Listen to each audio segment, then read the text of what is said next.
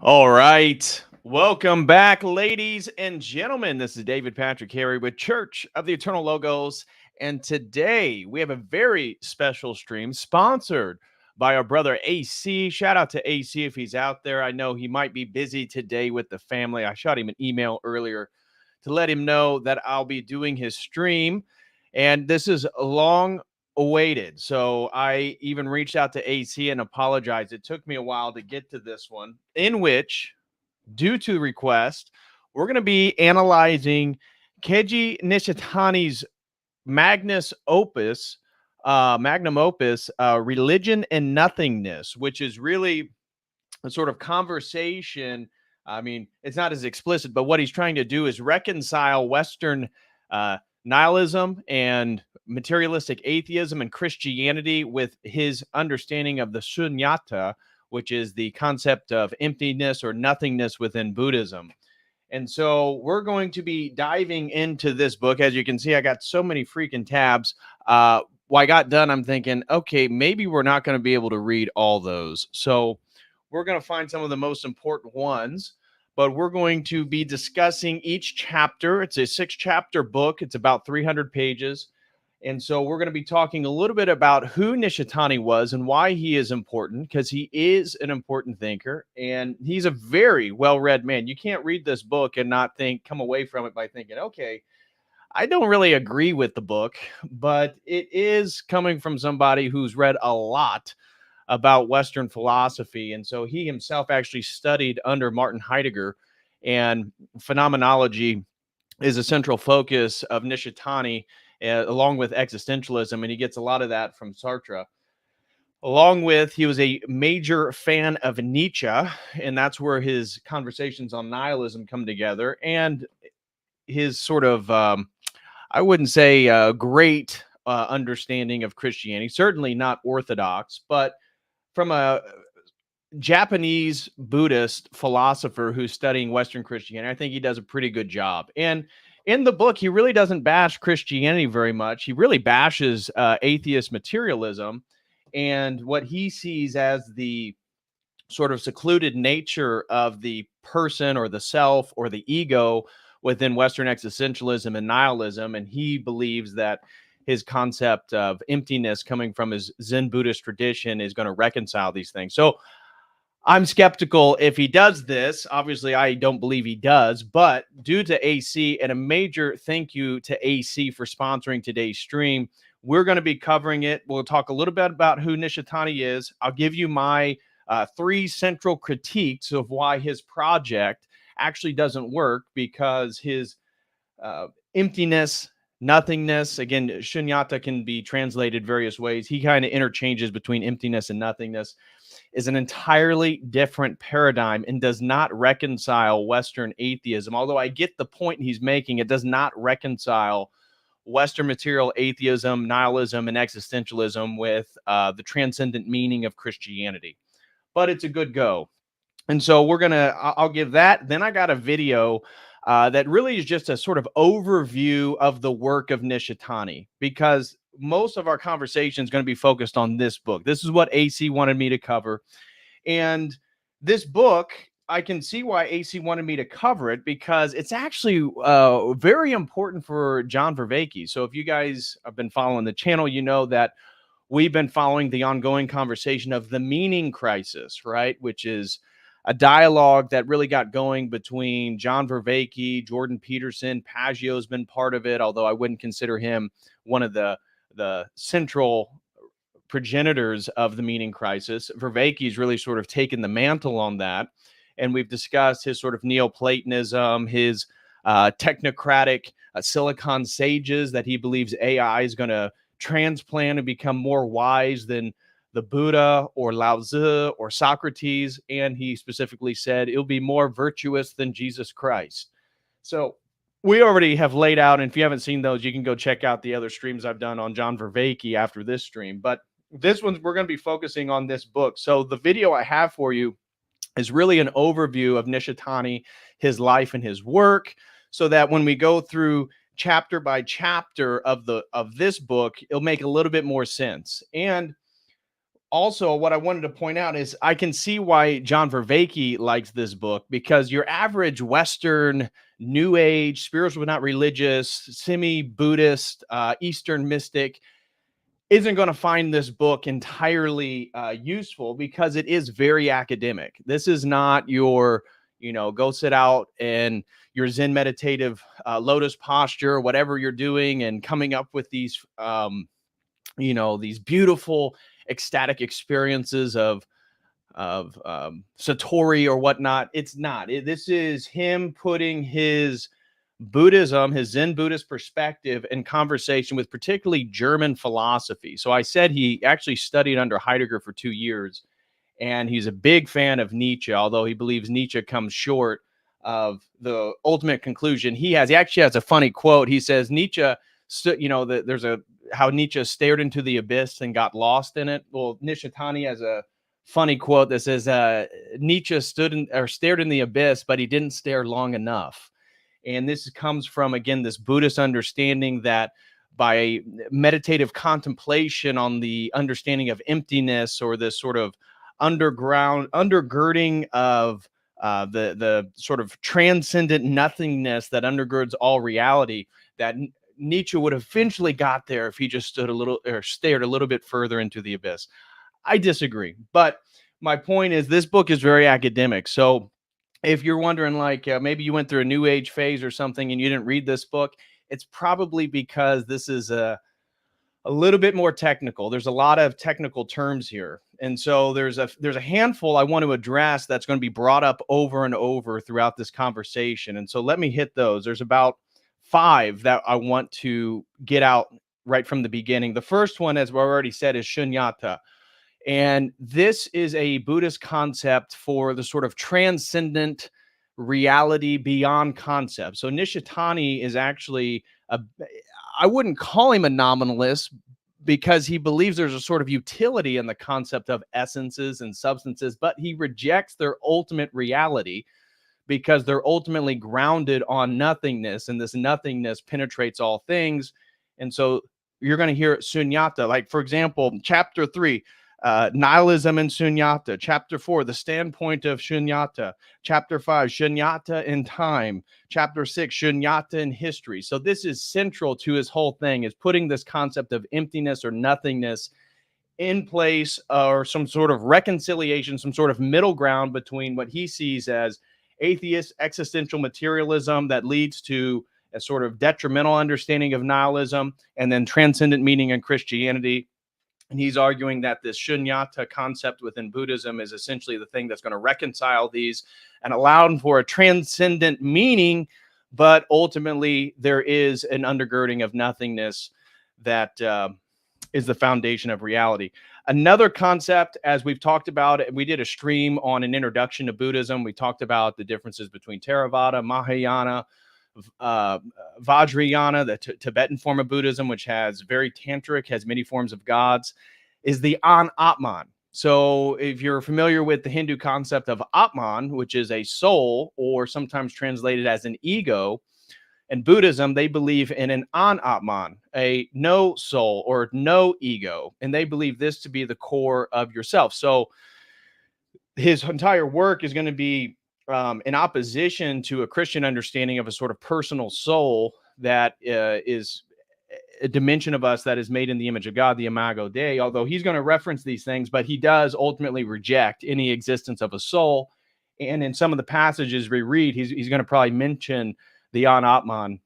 So want to lay that one out. Another one is Indra's net. So another important concept he uses for his work is the idea of Indra's net, which, again, if you're familiar with Hinduism or Buddhism, is a concept related to, again, the sort of Maya of existence, the illusory nature of the perceived world. And so he believes that the relationship between subject and object, subjective experience and objective reality, is an illusion. And that, again, this emptiness, this shunyata, is really what's underneath this, what he calls Indra's net. Indra's net, this matrix of associations between my subjective self or perception of self versus objective reality. And so he considers this a sort of codependence, that true enlightenment and true meaning is actually the transcendence of Indra's net, or the transcendence of this correspondent relationship between the subjective self and objective objects, which include metaphysical universals like essences, natures, or substances. He believes those things are also objects, though mental or cognitive objects, that are still illusory and build this correspondent relationship between self and those, or self and other. Another one is samadhi. Samadhi is a meditative consciousness that is so it's more of the phenomenological experience of nothingness. This again, what for him, the emptiness that undergirds all of reality. And so the actual experience of this emptiness is a term called samadhi, and he'll use this multiple times as well. And then the last one, just to give more clarification, is the great doubt. He references the great doubt multiple times in regards to Nietzsche or any sort of nihilistic worldview, moving towards what he believes is the ultimate purpose of Zen Buddhism, which is this continual doubting of existence, doubting of the reason why you're here, doubting of your own self-perception and identity, doubting ultimate questions until you eventually doubt the concept of doubt. And then once you have doubted everything, the great doubt is the Zen awakening to the limits of rationality and meaning itself, therefore awakening to emptiness and nothingness. So those are the five main terms that I just want to give clarification for, because everything else is going to be in pretty straightforward English. But If you're not familiar with those, it may cause a little bit of problem moving forward. And so Keiji Nishitani lived from February 27th, 1900 to November 24th, 1990. And so he was 90 years old. He lived during a very interesting period of time, especially for a Japanese man, because obviously World War II occurs during this period, and that's going to affect him personally in regards to his opportunity to hold any sort of public position or teaching position in the United States. Because by the time of 1946, he's actually banned from any professional or public teaching position in the United States. So that's a point there. So he is part of the Japanese Kyoto School, which the Kyoto School was founded by his teacher, Kitaro Nishida, who the Kyoto School is really about Japanese, typically Buddhist philosophers engaging with Western philosophy to sort of develop a new philosophical dialogue. And so he is part of that tradition. And that's partly why he goes to Germany in 1937 through 1939. So a 2-year period in which he's already an accomplished writer, philosopher, and studies under Heidegger, because he's very much interested in German philosophy. So he really doesn't talk much about any of the analytic philosophical tradition, really doesn't talk much about, at least in a positive way, about science and the sort of remnant of the scientific process that leads to what he argues is atheist materialism, which we would agree with. We would absolutely agree with. So he's much less a proponent of Western analytic philosophy, but much more of a proponent of German idealism or phenomenology, specifically speaking. And this is because his work is not interested in larger sociological or cultural understandings. His work is really, really focused on the individual. And this is because Nishitani had his own sort of meaning crisis, if you will. And so really what led him to become this philosopher is because of his own experience of nihilism and him wanting to try to, we have a quote I'm going to show you where he literally says it was life or death, that he was thinking about killing himself because he came to the conclusion that everything was ultimately meaningless. And so philosophy for him was the way in which he sort of climbed out of this meaningless pit, if you will. So his work really focuses on the individual, which makes sense why he's so interested in German philosophy. And also, he has a section, which I don't know if we're going to read about, which talks a lot about Immanuel Kant. Now, you guys know we've done whole streams on metaphysics. I did a whole stream just on Immanuel Kant and his impact on metaphysics due to his critique of pure reason. And Nishitani is basically going to pick up on this, and he's going to argue in favor of the idea that the exterior world isn't totally knowable, right? Because this is what Kant does: is he calls into question the intelligibility and knowability, ultimate truth of the exterior world, and argues in favor of these a priori cognitive categories, which through sense impression, this is the world that we actually experience. Whatever is out here, whatever this book is and its reality, I don't know, but what I do know is these cognitive a priori categories, which he takes from Aristotle, the 10 categories, which he adds 2 more. He has 12, Kant does, that he says this synthetic experience where these sort of blend together.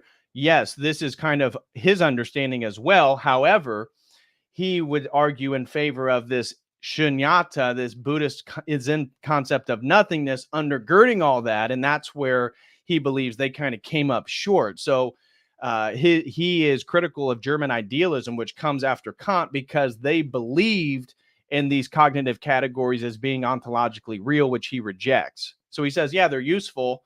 Yeah, there's something in which allows us to give rational discourse to the exterior world. However, he does not believe in sort of these metaphysical universals, ultimately speaking, because everything is innately nothingness, empty. It's empty, it's void. And therefore, we need to fully come to this concept.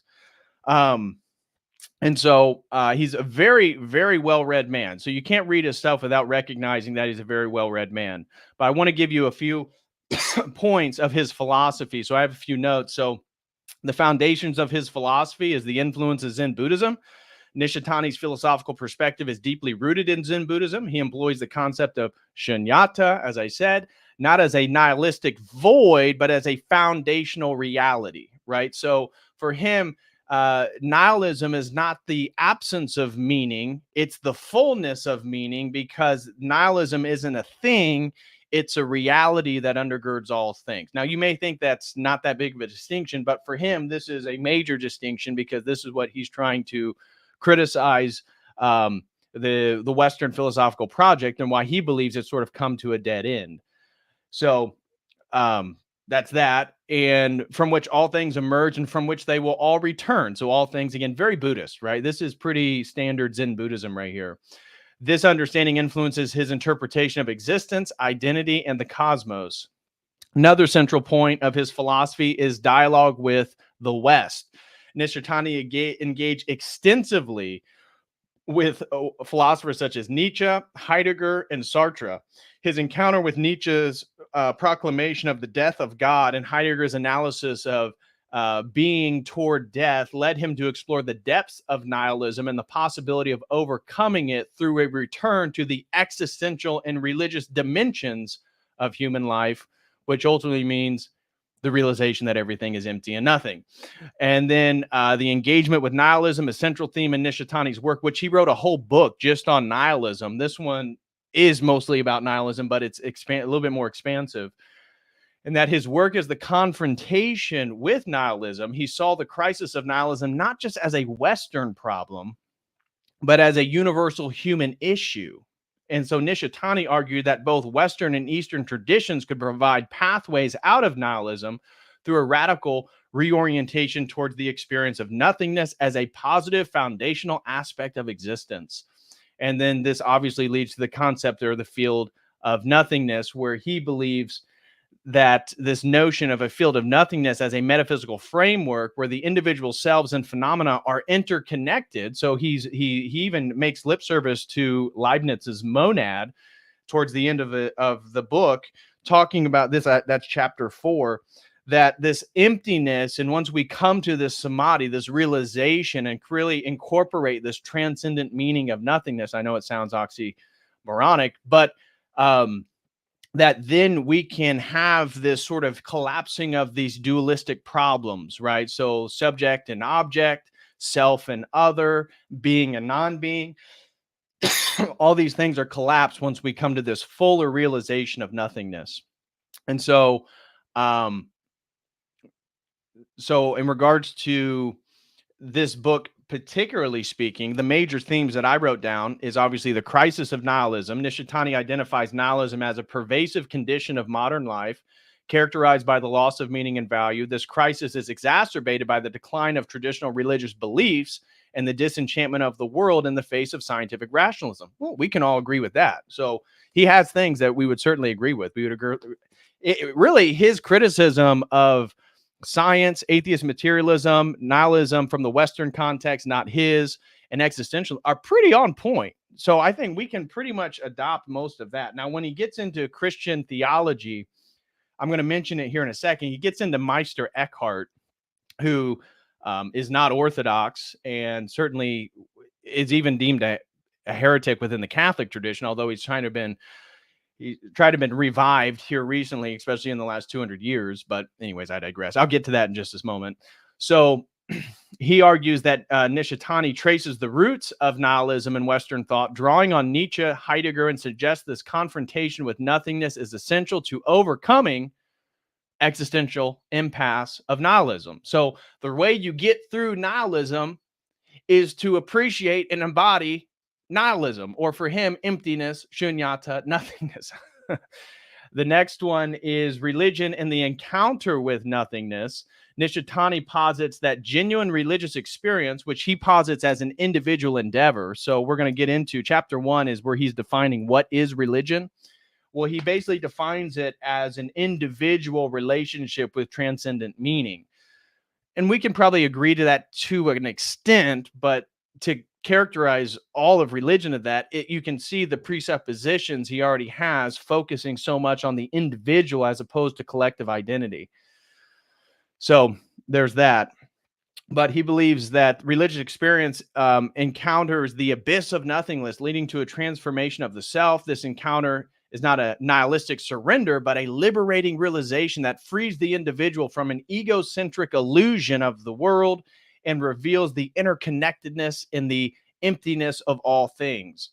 And so then he goes from nihilism to religious awakening. These are just themes. So we're going to go through the chapters. This is not in a particular order.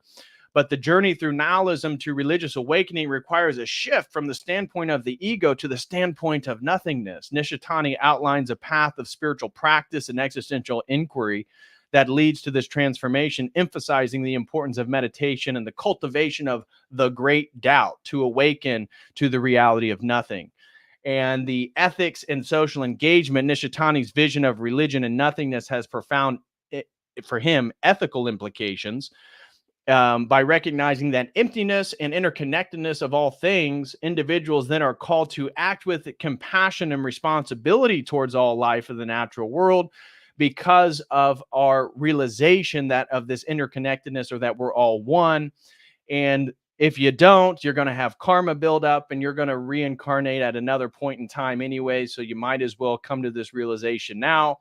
And so he believes karma, samsara, the cycle of death and rebirth, in incarnation, this is for him the ethical basis of nihilism, and why it actually gives you, for what he believes, a ethical justification for love and compassion towards the world. So those are the main themes right there that we're going to be discussing today. Yeah, as you guys can pick up, you're going to be hearing a lot of the term nothingness and emptiness, because this is the whole basis. Now, there's a few critiques that I want to make. So right off the bat here, in regards to looking at this from a Christian perspective, I have three major critiques, which why his project doesn't work, because it doesn't recognize the holistic nature of paradigms and worldviews. And so number one, the utilizing his concept of shunyata doesn't work in this reconciliation of Christianity and material atheism, because one, he rejects divine revelation and is in favor of the subjective experience of nothing, of emptiness. And so I highlight that he's really in no better epistemic ground than somebody claiming divine revelation or reading the Bible literally, because his whole argument is that we have to come through a subjective phenomenological experience to realize that the world is ultimately empty and nothing. And this is the basis for his whole book. So this is the presupposition that is, for him, objectively true. This is the case, guys, that there's nothing that's undergirding reality. It's total nothing, emptiness. And because of that,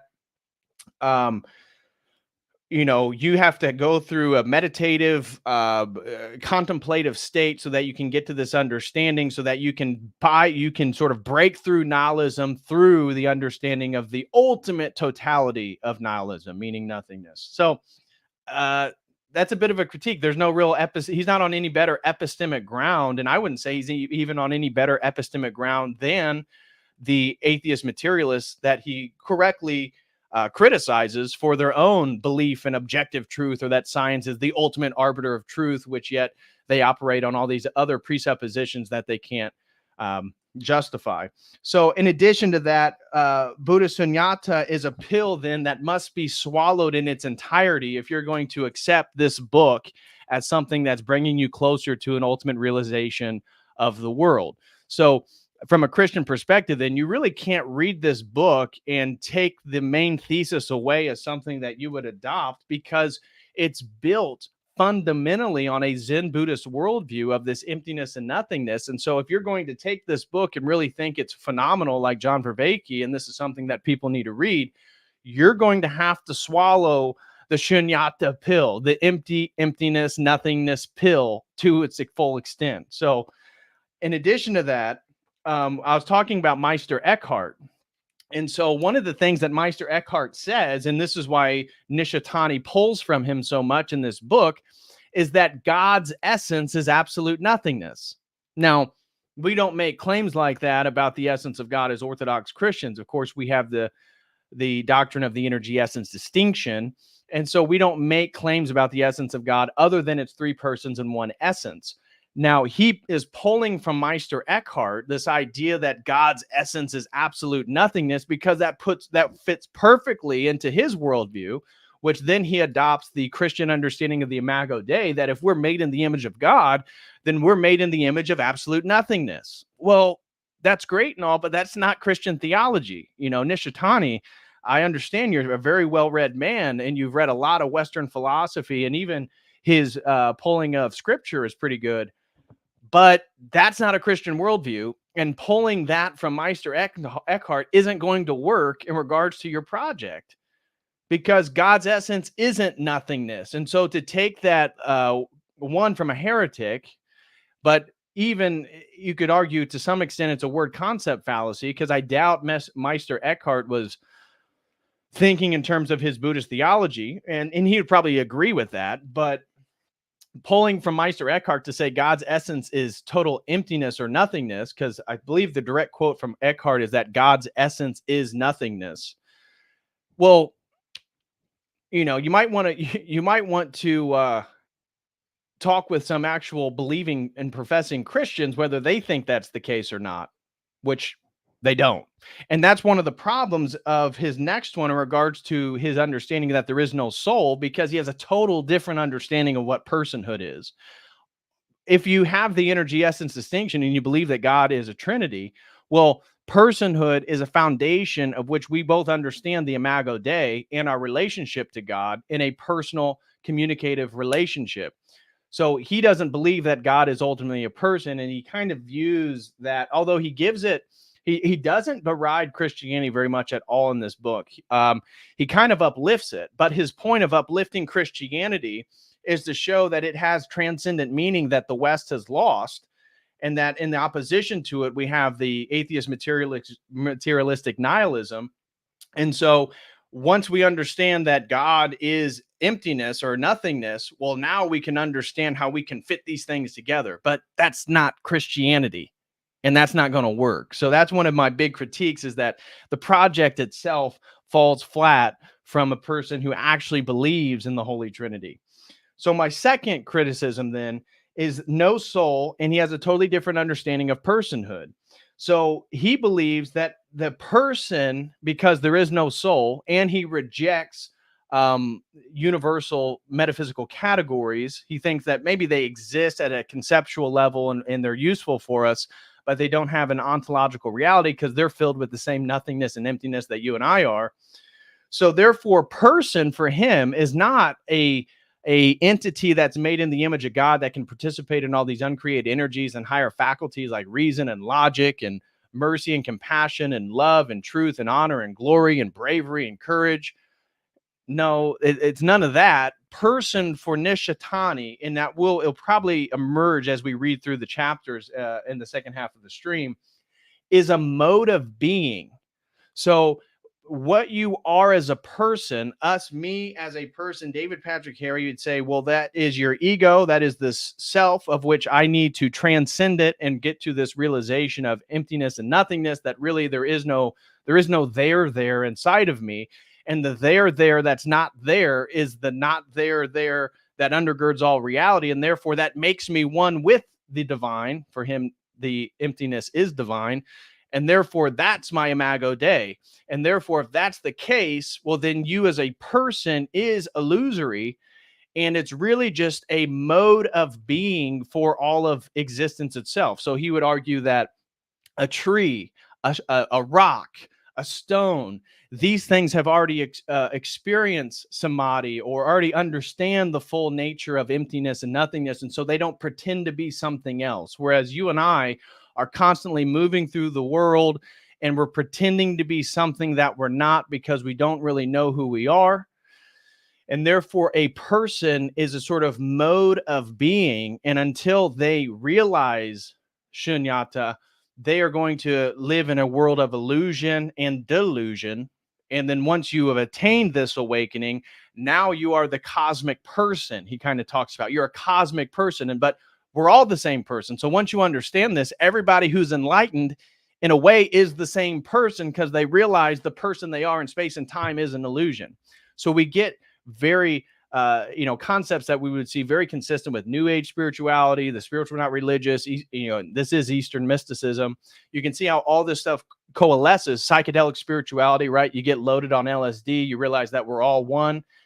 He's saying the exact same thing. Now, I don't think he ever took drugs or would promote those, but that's what he's arguing for. And so that's a totally different understanding of what the person is, where we have a unique relationship to creation, that we are created, we are contingent entities, yet we're made in the image of God, and we can participate in faculties and a mode of being that is not emblematic of animals. He would reject that because he is not going to elevate humanity over and above the rest of creation or being. And for him, it's not created, because he believes in a cyclical understanding of time, where he literally argues, and that's my next point, that time has no beginning or end. So in regards to the no soul in the person, divinity is not a personal God. Divinity is the full understanding of emptiness, or the totality of emptiness within reality. And he rejects, as I said, essences as ontologically real. So I think that's a bit of a problem. Now, number 3, my third major criticism of his project is his understanding of time. And this is why it's not going to be able to reconcile atheist materialism or Western philosophy or scientism with Christianity, because it's a totally different paradigm of time. Now, he recognizes this because the last 2 chapters is Shunyata and Time, and then Shunyata and History. Now, he's making the argument that this is beneficial to our understanding of nihilism, that if we understood that there's only the eternal now, again, something you would hear a prominent New Ager say, if we understand there's only the permanent now, well, then we would understand that there is no real thing such as time. And this is sort of a mental conception of how we move through time. And so he believes in like Buddhist kalpas, that there's multiple ages, and these ages are circular and they're running on top of other ages, and that time is in a big loop, and time connects to every present moment. And so therefore the present moment right now is the eternal now. It's connected with every other piece, every other atom of time within all time. And it's all in a sort of fixed loop. And that enlightenment, the realization of the emptiness, this is what gets you out of that cycle of samsara, the cycle of death and rebirth. And the burning away of your karma then is his ethical justification for why you need to love and have compassion to other entities. That's how that works. So the eternal now. And then he can't ultimately, then, if he begins with this presupposition that time has no beginning and end, creation has no beginning and end, that maybe the world or the universe we live in will be destroyed, but there's multiple universes happening, there's multiple experiences happening, then you can't really give an answer to the why question. Why do we exist? Why are we here? Now, he would argue it from a place of that, it's sort of like a great play, right? He makes references to childlike understanding of play and fun, and that this is really what's happening. That's really just a cosmic play. It's a cosmic giggle, as Alan Watts used to say. But that really doesn't get me to a good answer as to why. And so I would argue that the understanding that creation has a beginning point, again, as a Christian, we believe in a timeline, a historical timeline of a beginning, a middle, and an end. Every story that you read has a beginning, a middle, and an end. This is rejected from his point of view. He thinks this is a fallacious concept of time that sort of alienates us and gets us focused on a future point, which the problems of the present will be fulfilled. And he points this most exclusively within the atheist materialists and the existentialists that believe that the present moment is meaningless and that they're going to move to a point in which there's more meaning. He argues as a nihilist, as a Buddhist, that all the meaning is in the present moment. And the problem is that because of your concept of time, you're projecting onto the future. And that's why you have anxiety. You can see sort of the Buddha's understanding of suffering has to do with desires, right? You can already kind of see that permeating through them.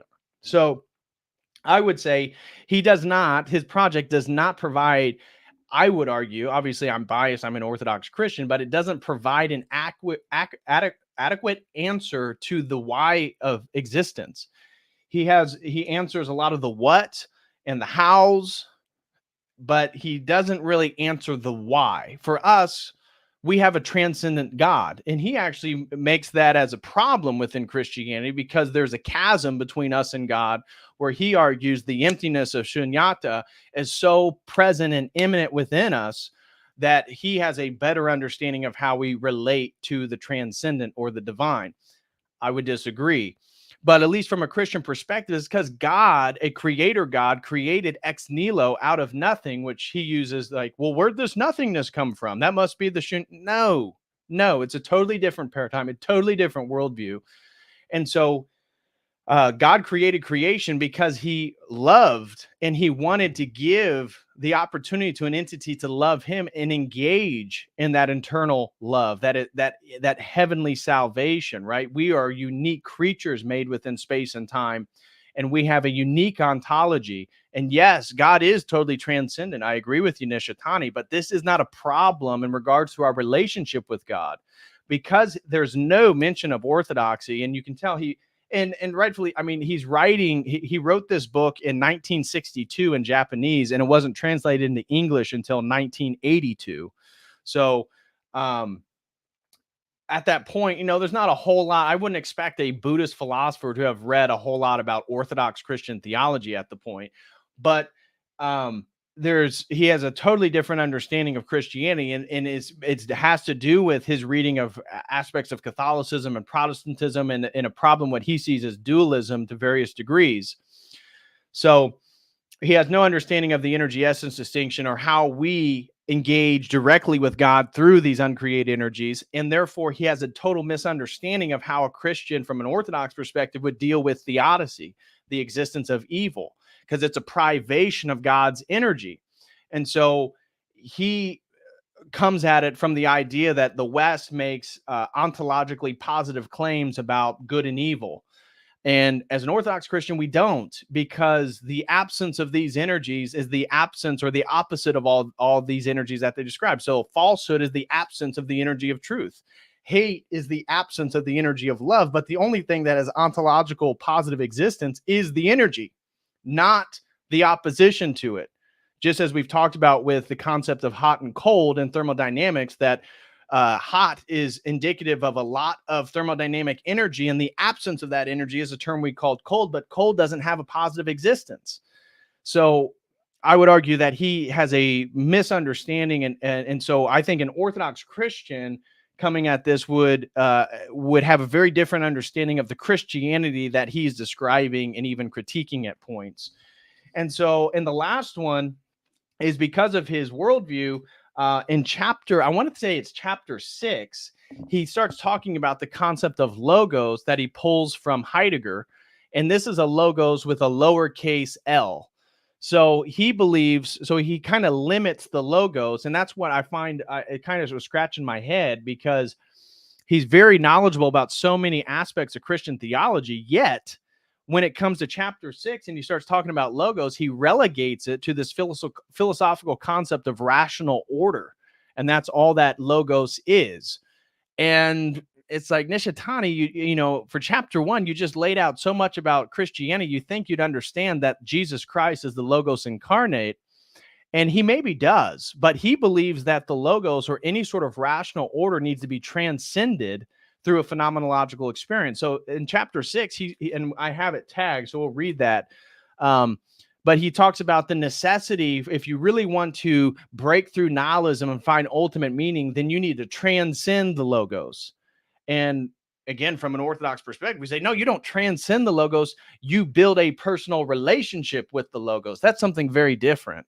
Very different. That's what I mean by his project. I think it ultimately comes up short because he's not recognizing that the remedies he believes he's offering are such a fundamentally different worldview and paradigm. It doesn't jive. It doesn't fit.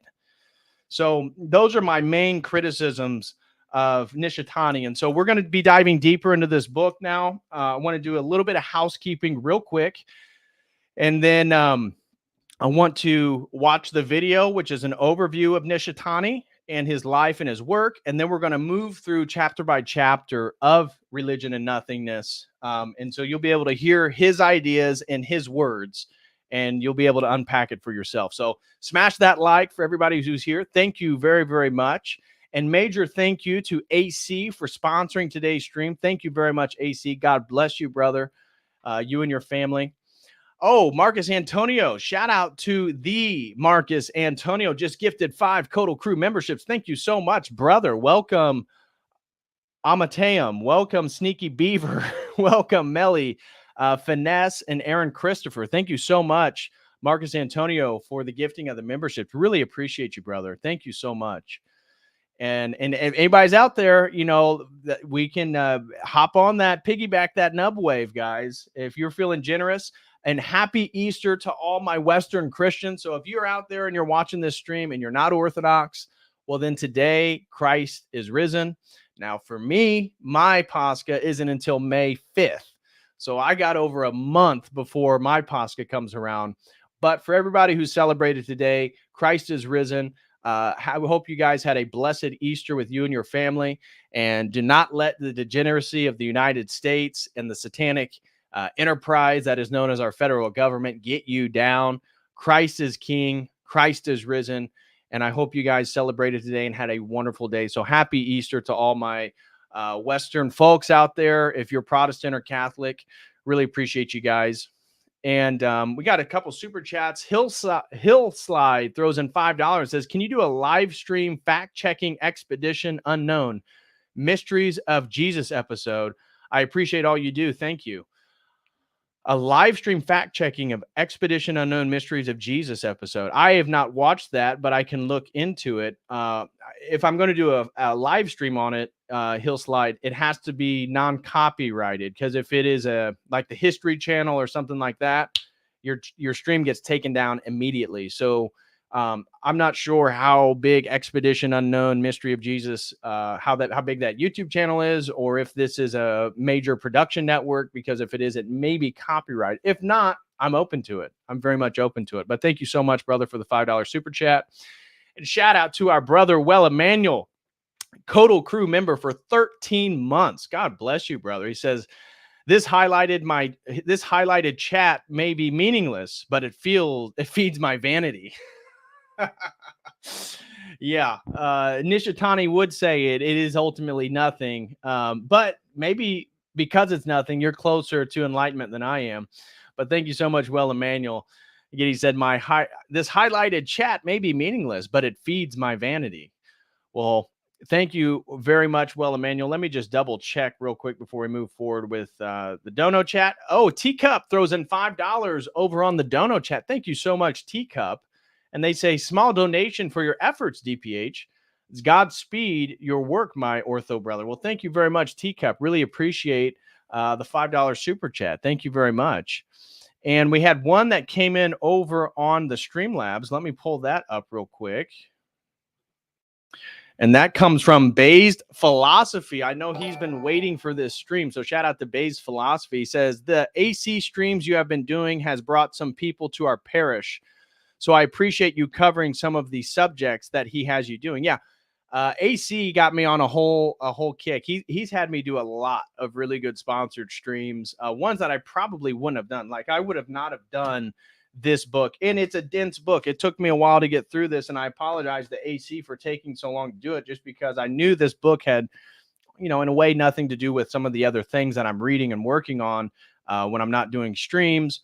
But it was actually worth it. It was a really good read. And I hope, Based Philosophy, that it is beneficial to other people out there that may be coming from this sort of Zen Buddhist perspective, to see how Orthodox Christianity kind of addresses it or deals with it. So thank you so much, Based Philosophy, for that. Now, quick housekeeping, guys, and I want to get to the stream. We got a lot to get through today. First thing is, if you'd like to support my work, one of the best things you can do is go over to the website and become a website member. You can do so with this link right here.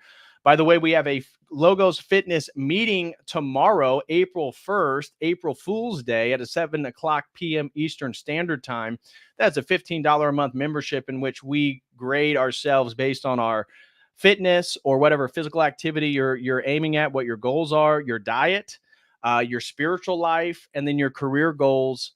And we come together the first Monday of every month, and we grade ourselves in those categories, and then we address where we came short and what our goal is, and that we can be held to by the group. So it's more of a accountability group. And then when we meet next Monday, the following month, everybody's going to know what your goal was. And then you have to confess your shortcomings to us all. So it's a bit of a cathartic experience. But also, we have a premium member meeting. So if you want to be part of the think tank, where we get into topics that may be a little bit more controversial, but it's an open think tank. We do it twice a month. So this coming Wednesday will be a COTEL Crew think tank meeting. You can do so with a $25 membership. That is another great way to help my work. And I promise you, you will not leave one of the think tank meetings and wish, man, that wasn't worth the money. I promise you it will be. And then if you would like to purchase a one-on-one session where you'd like to dive into a private Zoom meeting, we can get into any topic your heart desires. You can do so with that link right there. And if you would like to sponsor a stream, again, thank you to AC for sponsoring today's stream. If you would like to sponsor a stream, as long as it's not a big, thick text. I had one guy try to get me to do a sponsor stream on 1,000. It was almost 1,000 pages. I was like, no. And guys, nothing that's going to violate TOS. As you can understand, so many people want me to do the JQ. No, it's on YouTube. This is for educational purposes. We all get it. We all know what's going on. So no, I'm not going to do any topics like that. But if you have a historical topic, like we'll be doing one on Alfred the Great. If you have a historical topic you'd like to do, you can definitely reach out. I'd love to do a sponsored stream. And also you can support through the shop. We got stuff over at the website as well as YouTube. If you click on the store link on YouTube. And if you're in the market for some Orthodox products, go to orthodoxdepot.com and use promo code COTEL, and you'll get 10% off all products, and you'll be able to help me out. You'll get good products. It's an Orthodox company here in the Midwest. That you can get icons, incense, prayer ropes, t-shirts, whatever it may be. Go check out orthodoxdepot.com. Use promo code COTEL. You'll help me out, and you'll get 10% off. So check that out, guys, if you're interested. Okay. MyTech23 throws in a $2 super chat and says, Namaste right here. Well, thank you very much, MyTech23. Really appreciate that, my man. Yeah, namaste to you as well. So, okay, let's get into today's topic now. Like I said, the first thing I want to do is I always like, if I'm going to do a topic on somebody or at least somebody's work, I think it's helpful to know a little bit about who they are. So the first thing we're going to do, and I don't believe this is copyrighted. So if it does, if the stream goes down, then just stay there. It'll come right back on, and we're not going to watch the rest of the video. We'll get into the chapter by chapter overview, but I believe it should work. So we're going to watch this first video, which is more of a overview of Nishitani and his worldview. So this is Keiji Nishitani right here. We're not going to read the Wikipedia. Nothing is important that I haven't already discussed. Here's his thing on the book. This is the Kyoto School, founded by his teacher right here, Kitaro Nishida, considered the founder of the Kyoto School of Philosophical Thought. But I want to watch this video right here. I've already got it sped up. So if you feel like he's speaking a little bit fast, it's at 1.25. I want to get through the video. But I think if you watch this video, it's going to be a little bit helpful for when we go through chapter by chapter of this book, because this is going to be a little bit more dense than what you hear in this video. So this is by Eternalized. It's a YouTube channel, and it's a video on nihilism and encounter with nothingness. And he's really just talking about Keiji Nishitani. So here it is. Keiji Nishitani was a Japanese philosopher of the Kyoto School, born in 1900. The school combines Western philosophy and religion with Eastern traditions. It is philosophy as a way of life, in which one acquires wisdom for enlightenment.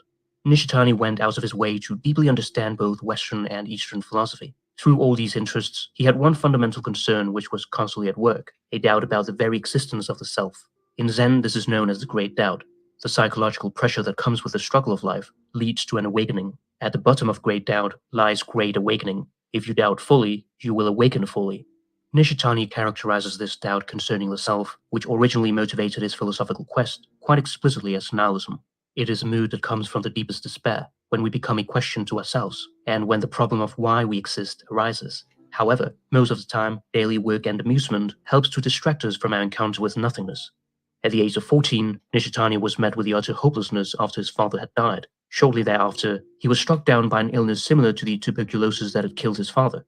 In this existential mode of anxiety, he was faced with a chilling encounter with nothingness and felt the specter of death taking hold of him. At this point, all the ordinary necessary things of life all lose their necessity and utility. One is robbed from what once had made life worth living.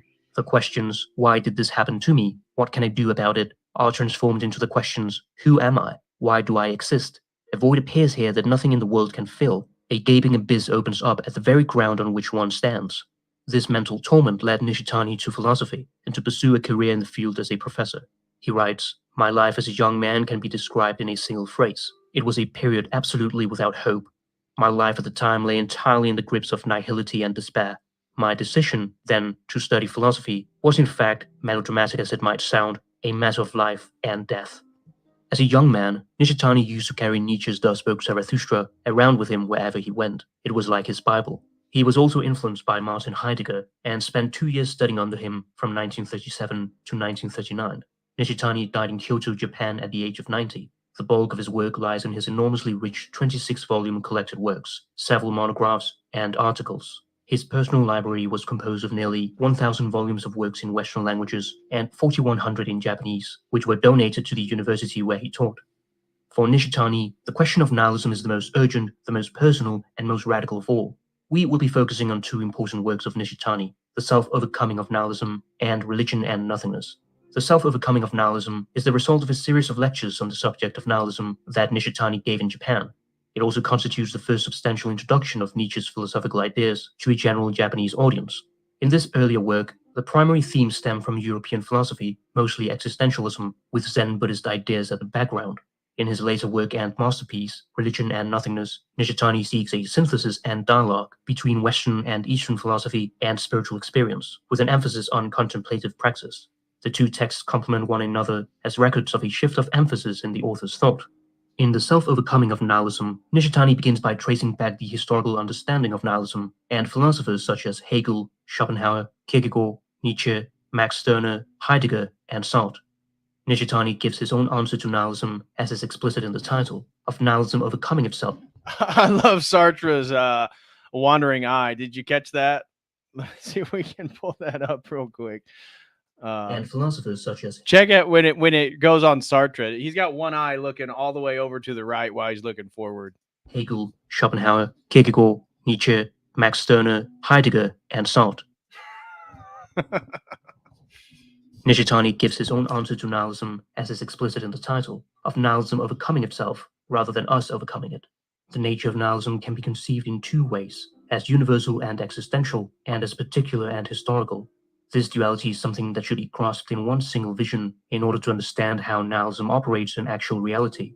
Nihilism is a sign of the collapse of the social order externally and of spiritual decay internally, and as such signifies a time of great upheaval.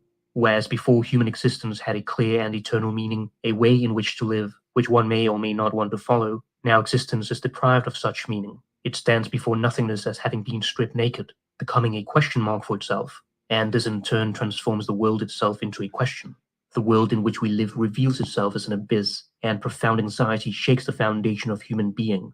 Nishitani writes, in short, nihilism refuses treatment as merely an external problem for oneself, or even contemplation as a problem internal to each individual self. This is the essence of nihilism. Nihilism demands that each individual carry out an experiment within the self. There is a lot of philosophy that focuses only on conceptual analysis, where one loses touch with the human condition. Nihilism is first and foremost a problem of the self, as it underlies being itself. Dostoevsky and Nietzsche, among others, open new paths towards nihilism, where things no longer stand firm on the basis of things human, the path towards Christ, the God-man, or the Übermensch, the man-god. While they by no means solved everything, there's no doubt that through their struggle, they turned the European spirit in the direction of what is its profoundest dimension. However, the attempt to preserve the self from nothingness at all costs means that the process of meaninglessness is not allowed into the self. It is cocooned from it, avoiding reality. We become self-enclosed and all our experiences relate back to the self. Thus, when we encounter nihility, we see it as eroding the very meaning of our life, and we try to resist it with ourselves, only to sink further into it, like quicksand. One of Nishitani's deepest insights is that we haven't been able to take nihilism deep enough so that it overcomes itself. Nishitani wants to achieve a radicalization of nihility whereby nihilism overcomes itself. The awakening of the great doubt is a conversion to Shunyata, or emptiness, which is the deepest layer of being. Nihility is as part of the fabric of reality as being is. On this new field of emptiness, you have the paradoxical coexistence of things, where nihility constitutes the realness of being. This interdependent co-arising is a key notion in Buddhism. Until one accepts nihility as part of the self, there is a lack of relationship with oneself and a complete lack of contact. Nishitani traverses nihilism in a much more existential mode, where it is not always relating back to the self as an external event, but is actually part of the self.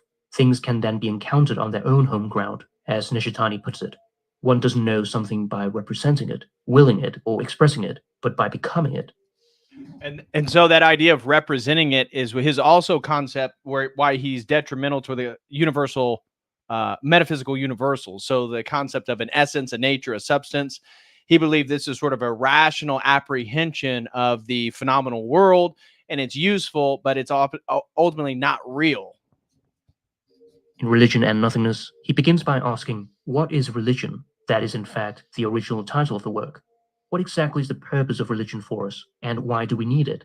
Nishitani is creating a dialogue between Buddhism and Christianity, and he often appears to be more concerned with Christian conceptions than with Buddhist ones. However, the notion of Shunyata is central. Religion is not something that claims to be based on some sort of creed.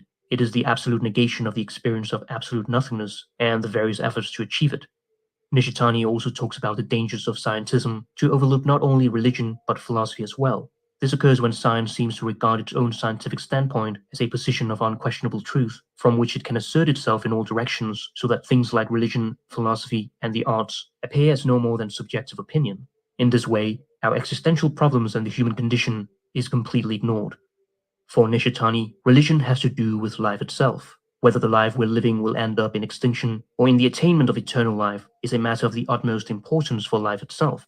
Religion, unlike culture, is at all times the individual affair of each person. Accordingly, we cannot understand what religion is from the outside. The religious quest alone is the key to understanding it. There is no other way. Nishitani says that it is a mistake to ask, what is the purpose of religion for us, as it tries to detach us from the religious quest by obscuring the way to its own answer from the very start. It blocks our becoming a question to ourselves. Instead, religion poses as a starting point the question, for what purpose do I exist? He writes, why do we exist at all? Is not our very existence and human life ultimately meaningless? Or, if there is a meaning or significance to it all, where do we find it? When we doubt the meaning of our existence in this way, when we have become a question to ourselves, the religious quest awakens within us. It is the conversion from a self-centered mode of being, which always asks what use things have for us, to an attitude that asks for what purpose we ourselves exist. Only when we stand at this turning point does the question, what is religion, really become our own. Nishitani understands the essence of religion as the real self-realization of reality. Religion is to see things as they are on their own home ground, and this... Okay, so religion is the realization of the self, but this is again my critique of his project, because he takes Meister Eckhart, that God's essence is nothingness, that then we made in the image, we are ultimately nothingness too, and then transposes this idea that the ultimate conclusion of Christianity is the same ultimate conclusion of Zen Buddhism, which is the ultimate conclusion of his book, Religion and Nothingness. I disagree. Nishitani. That doesn't jive, and that's not consistent with Orthodox Christian theology. We do not believe the essence of God is nothingness, and therefore this sort of legitimates the Anatman concept of Buddhism. This real self-realization of reality is possible only by understanding nihility as part of our existence. The realization of Shunyata is not our salvation or fate, but rather our vocation. Our thought becomes non-dualistic, so that we become the world and the world becomes us. This is where he thinks that once we understand that we are ultimately empty, we're ultimately nothingness, which he believes is a sort of liberating conclusion. Now we become one with everything, because, as I said earlier, the trees, the rocks, the animals, they are already at one with the nothingness of existence, and therefore they're at harmony with it. And until we come to that conclusion, we will not be in harmony and in accord with the world. And this is why ultimately you're going to have karma, and you're going to have to be reborn until you figure this out. This is the Buddhist idea of the non-self. the self-awareness in which the self awakens to its true nature. The non-self is paradoxically the true self. The rejection of the ego gives way to the codependence of everything, to what is known as Indra's net. All things that are in the world are linked together, one way or the other. Not a single thing comes into being without some relationship to every other thing. We become the masters of ourselves and a servant in relation to others. This approach is used in Japanese psychotherapy to successfully treat neurotic patients suffering from anxiety and depression. The acceptance of things as they are, instead of fleeing into imaginary scenarios or focusing monomaniacally on the ego's petty concerns, is believed to be crucial for the individual's well-being and also for the healthy functioning of society as a whole.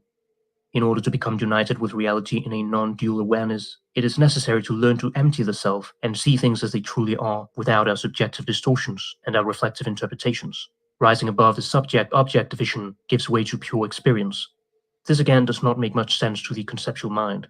We tend to reify nihility because we cannot wrap our heads against it. In fact, Nishitani explicitly states that one must have contemplative practice to understand the essence of religion and nothingness. Religion and Nothingness is not just a book, but rather a deeply transformative experience. Nishitani's profound existential concern is far from the speculative and abstract philosophy. Using the words of psychology and cognitive science professor John Vervaeke, we must not only know about things, propositional knowledge, but also how to do things, procedural knowledge, how to perceive the world, perspectival knowledge, and how to participate in it by knowing our place in the world and how we relate to the world as agents, participatory knowledge. Philosophy is a transformative experience. Influenced by Zen master Dogen, Nishitani practiced zazen or sitting meditation for more than 2 decades, a physical practice that grounded his thinking in lived experience. The harsh reality of Zen life is to sit and not try to do anything. Particularly in the West, a sense of ennui arises, of utter lack of occupation and excitement. Because we're being taught that we must be productive and not waste time, we become deeply alienated from ourselves, from other people, and from nature. It is difficult to experience time as time and nothing else. We have the tendency to kill time, or to say, today I've wasted all my time. We begin to see time as something to fight against, as the constant striving for more and more progress. The truth is that the present moment is the only reality. Zen is just being with existence. There's no other point, not thinking about what to do next, but doing one's duty each day. If you do your duty, you'll be satisfied. If you've been avoiding what you're supposed to do the whole day, you'll be miserable. Having received a human life, do not waste the passing moments. Human life is like a flash of lightning, transient and illusory, gone in a moment. Nishitani understands human existence as consisting in 3 fields: consciousness, nihility, and emptiness. These fields are always co-present, and each deeper field is more extensive and encompassing than the one above it. The field of consciousness is where we live most of our waking lives. This is our life perspective. We claim to know other people and things, but in fact what we know are merely our own subjective concepts and representations of them. We see things from the standpoint of the self, and in fact many of us can get all the way to the grave without ever becoming aware of the deeper layers of our existence. Invoking Plato's allegory of the cave, Nishitani states that we sit like spectators in the cave of the self, watching the shadows pass to and fro across its walls, and calling those shadows reality. Below that we have the field of That is, again, whether it be Hindu or Jainism or Buddhism, the concept of Maya, that the observable world, the phenomenal world, is illusory. This is fundamental to his understanding, and why this is actually a liberating perception, because again, it's that shunyata, it's that emptiness that undergirds reality itself. nihility. This is by contrast a death perspective, when we encounter the terror of nothingness and meaninglessness. However, death is not something that waits us in some distant future, but something that we bring into the world with us at the moment we're born. Our life stands poised at the brink of the abyss of nihility, to which it may return at any moment. Nihility is set in opposition of being. It stands over against existence. It is situated alone, by itself, outside of existence. That is, it is still taken as something called nihility. Nishitani calls it a standpoint of relative nothingness, which he believes was Nietzsche's view. One doesn't overcome nihilism through a summoning of the will to power on the part of the heroic ego, but rather by accepting it as part of being.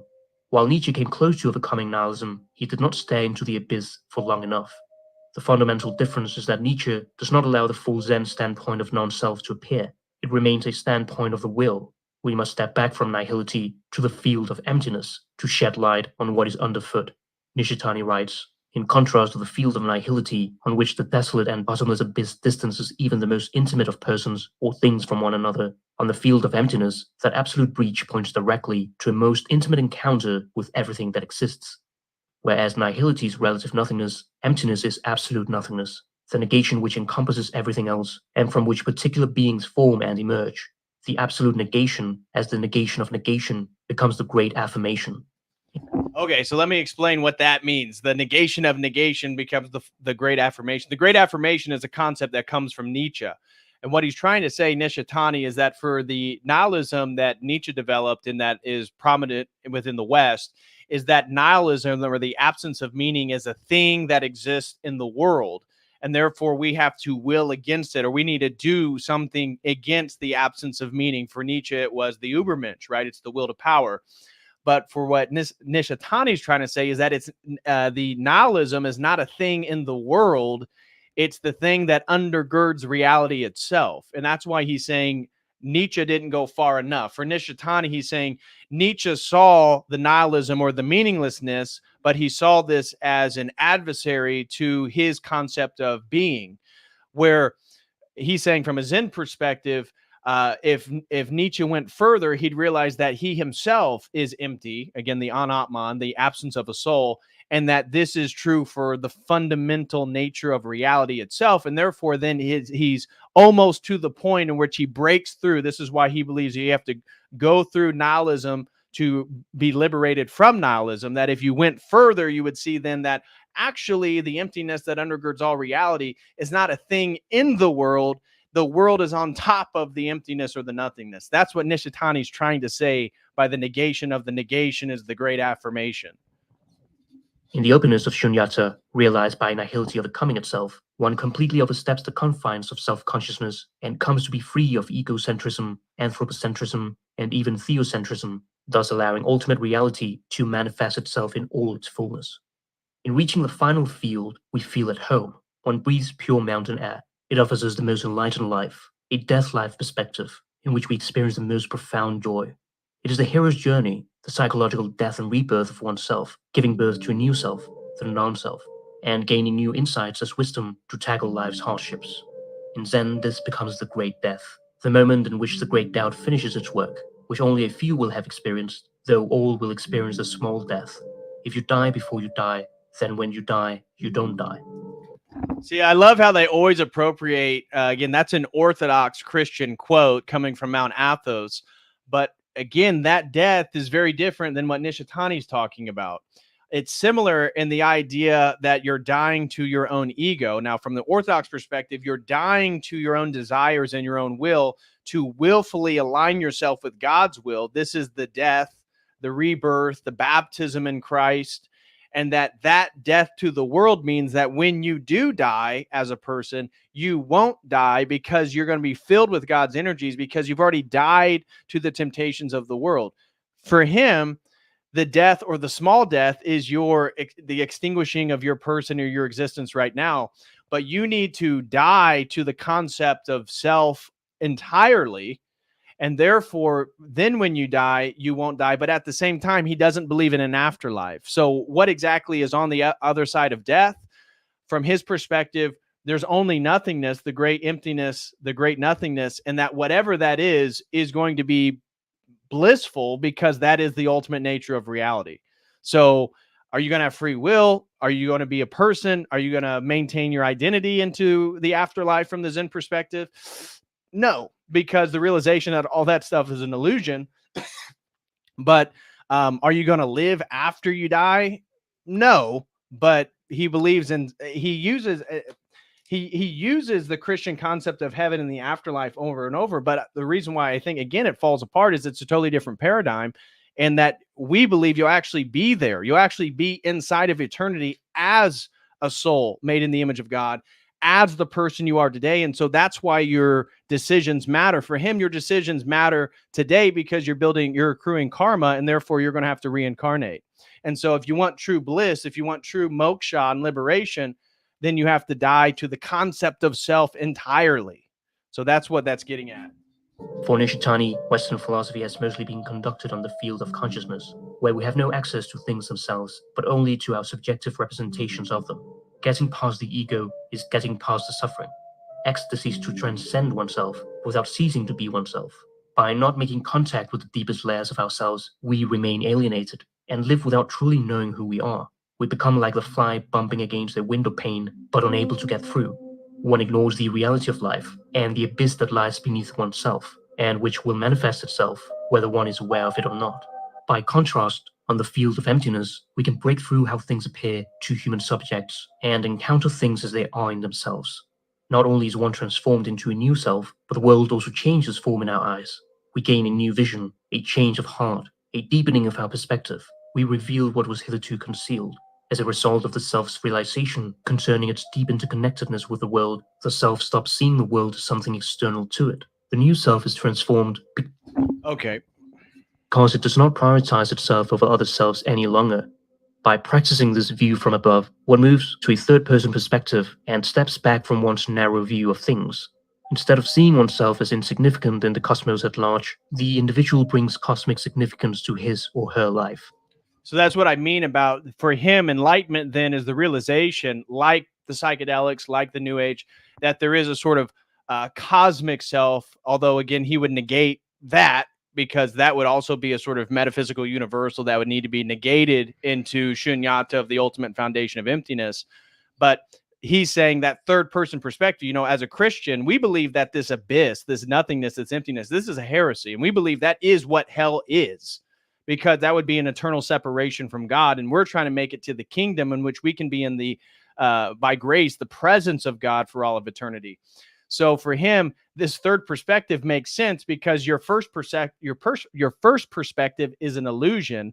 And therefore having a third perspective of oneself and realizing this emptiness of everything, you're going to then be advanced into a sort of cosmic perspective that is going to be liberating. And now you won't have to reincarnate if you live your life correctly. And that's where he has his ethical justification based on samsara and karma. So anyways, guys, that pretty much does the video that I wanted to highlight there. So I think that was a good little overview. So now you have a perspective on what he's trying to say, what he's arguing, and why it ultimately isn't going to jive with a Christian worldview, because it's just too fundamentally of a different paradigm.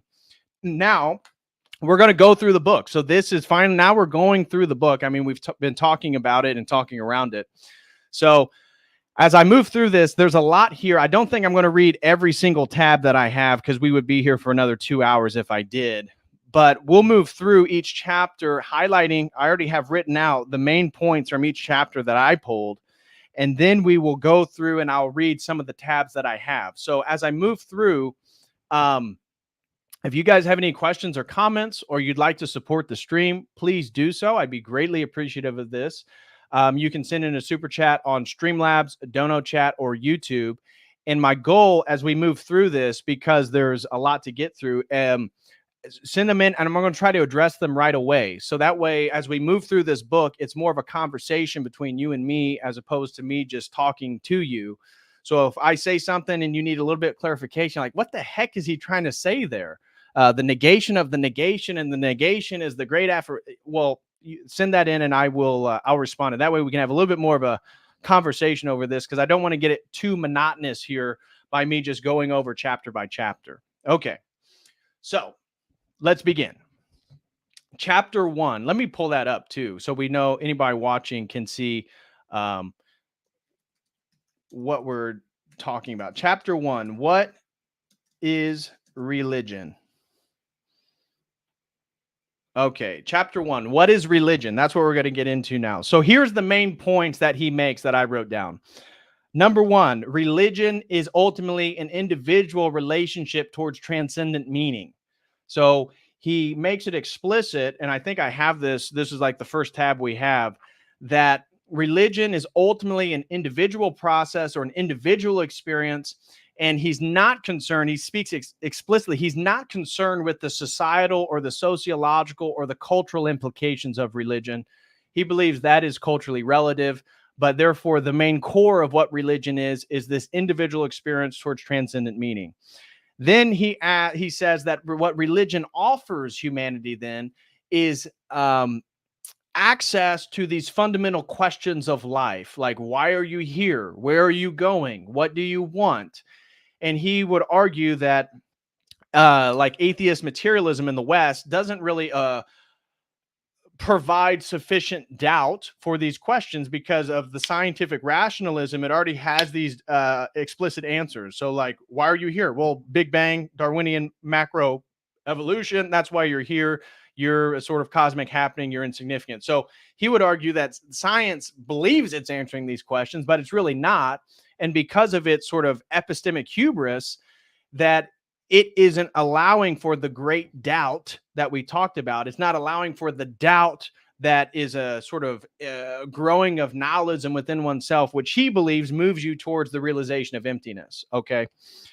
He also talks about the self-awareness of reality, in that, again, getting into the anatman, the absence of a soul, that this is what allows you to fully understand reality, because once you have a full self-awareness of the absence of a soul or the absence of a permanent self, now you can see reality as it truly is. Obviously, as a Christian, we totally reject that. And as we've talked about in multiple streams, I would argue that it's the relationship you build with Christ, right? I just talked about this with my priest today, about how some young men who are coming to the Orthodox Church and who are, let's say, going down some of these conspiratorial rabbit holes and they're putting dots together. We've all talked about how Christianity uniquely fits everything together. That when you look at the world and you look at the chaos and you look at the degeneracy, the only thing that actually gives you an understanding of why this is happening is the Christian worldview. And so, I would argue that it's your relationship with Christ which gives you new eyes to see and new ears to hear, right? So Christ healing the blind, which happens multiple times throughout Scripture, is not just a historical happening of a miracle, which did happen. It's a happening that's occurring to you and me right now. It's the cleansing of our nous. It's the cleansing of our noetic faculties, the eye of the heart, the eye of the soul. Again, he rejects these things. So he believes that by you realizing they don't exist is actually going to bring you to a better understanding of reality. I would argue that it's your personal relationship with Christ and understanding the moral implications of the world we live in, that's what gives you the eyes to see and the ears to hear and fully understand what's happening in reality. Another point, the great doubt. We've already kind of talked about this. So he talks about the importance of doubting and why religion asks these fundamental, deeper questions. And so we can go on the great doubt, which is a Buddhist concept. So the great doubt is not something he's invented. This is something that's indicative of Zen Buddhism itself. And so the great doubt is this sort of prodigal journey of doubting things in the world, where eventually you get to the bottomless pit of nihilism, and then you doubt it and you doubt your doubts, and now you can break through into the Shunyata. Then he talks about rational materialism and existentialism, and he actually has a great critique of Sartre, which I'll try to read. I have that one tagged. And then he talks about subjective nothingness, and he highlights this relationship with hedonism, scientism, Western existentialism, that it sort of relegates the self to, like Sartre, for example, that you're a person happening within space and time. There are no universal claims, and therefore you need to existentially make yourself, and you are whatever you're doing. And so Sartre makes a claim that Nishitani critiques, that he kind of critiques because he has similarities with it. But the idea that Sartre makes is because nothing exists and there's no ultimate meaning and religion is a joke. Sartre says, well, then humanity, however you live your life, if you choose to get married and you have kids, then that is you saying to the world that that's what everybody should do. And if you're Sartre and you believe that you want to have sexual relations with underage people and that your girlfriend's going to aid in that facilitation, well, then you believe that's the way that humanity should operate. And that is you then expressing sort of ultimate questions and the ultimate telos of humanity. It's how you act in the world. So those are the main points in chapter 1. So let's go through now chapter 1 and read some of Nishitani's stuff. So Dean Lim Tooth that sends in $5 over on the dono chat, and he says a little somethingness. Well, thank you, Dean Lim Tooth. I need a little somethingness right now. So thank you for that, brother. Hilarious. Really appreciate you. Okay, so first one, this is on page 2. This is him answering what is religion. And Nishitani says this: 2 points should be noted from what was just been said. First, religion is at all times the individual affair of each individual. You see, so he has no collective. So Durkheim, Immanuel Durkheim, the father of sociology, he'd be very frustrated with this definition of religion because his is all about the sociological and the totemic symbol that unifies people or tribes. He's saying it's totally individual. This is more of a William James take on what religion is. I mean, it's very much William James. This sets it apart from things like culture, which, while related to the individual, do not concern each individual. Accordingly, we cannot understand what religion is from the outside. The religious quest alone is the key to understanding it. There is no other way. This is the most important point to be made regarding the essence of religion. Second, from that standpoint, the essence of religion is a mistake to ask, what is the purpose of religion for us? And one that clearly betrays an attitude of trying to understand religion apart from the religious quest. It is a question that must be broken through by another question coming from within the person who asks it. There is no road that can lead you to an understanding of what religion is and what purpose it serves. The counter question that achieves this breakthrough is one that asks, for what purpose do I myself exist? Of everything else we can ask its purpose for us, but not of religion. With regard to everything else, we make a telos of ourselves as individuals, a man or as mankind, and evaluate those things in relation to our life and existence. We put ourselves as individuals, as men, as mankind at the center, and weigh the significance of everything as the contents of our lives as individuals. But religion upsets the posture from which we think of ourselves as telos and center for all things. Instead, religion poses a starting point to the question, for what purpose do I exist? Now, I get the point he's making, but again, from an Orthodox perspective, there is a telos to the individual, and that is theosis. That is our graceful unification with God himself. That is not me coming up with my own ramification or for my own telos, which he's going to associate with Sartre. So let's skip forward here to the next one. And so here's him defining what he means by self-awareness. By the self-awareness of reality, I mean both our becoming aware of reality and at the same time the reality of realizing itself in our awareness. So you see, the very Buddhist, you see how he's always hitting both sides. The English word realize, with its twofold meaning of actualize and understand, is particularly well suited to what I have in mind here. Although I am not in that sense of understood, does not necessarily connote the sense of reality coming to actualization in us.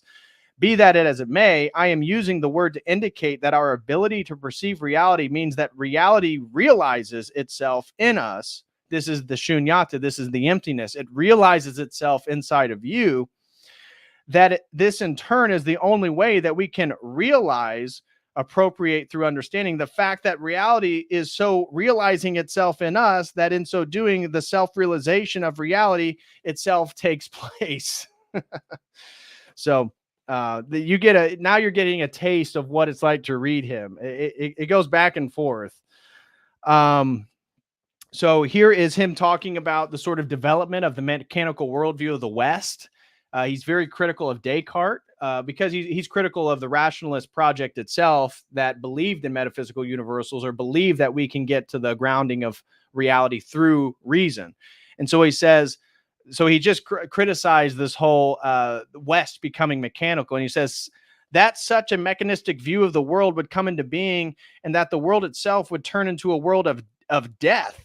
We might say already implicate in Descartes' identification of matter with the extension of his consideration that the extension as the essence of things, so metaphysical universals.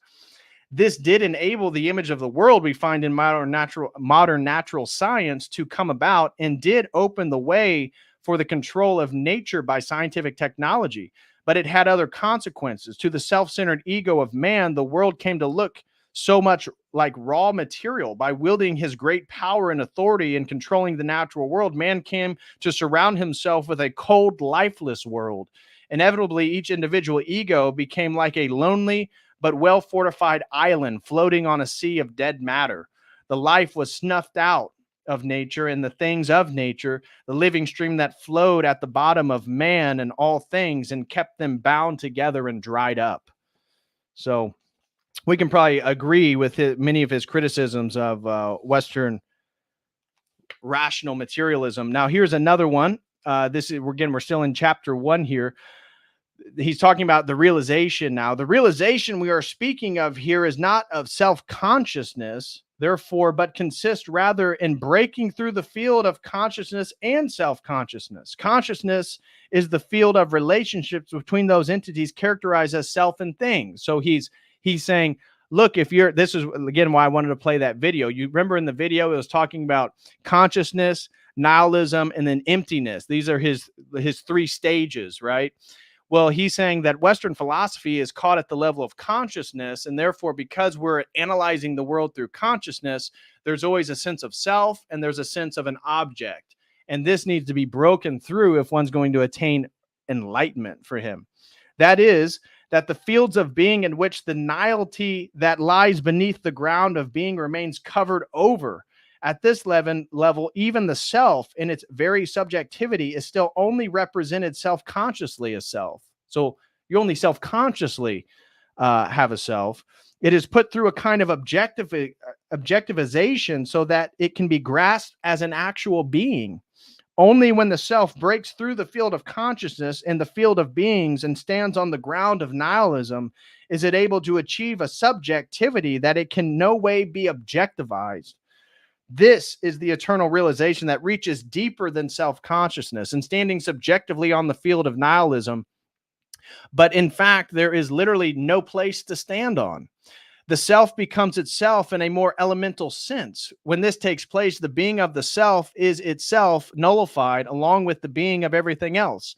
Nullification does not mean that everything is simply annihilated out of existence. It means that nihility appears at the ground of everything that exists, that the field of consciousness and its separation from the within and the without is surpassed subjectively, and that nihility opens up at the ground of the within towards the without.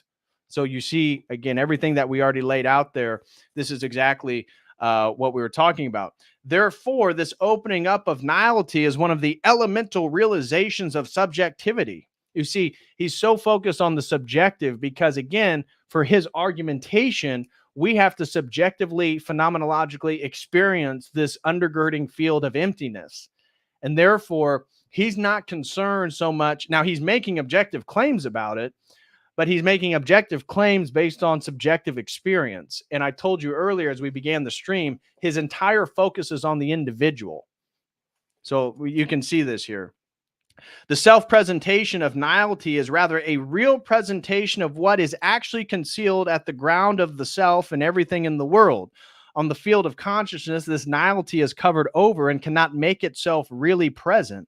When it does make itself present, however, everything that was taken for external and internal reality at the field of consciousness becomes unreal.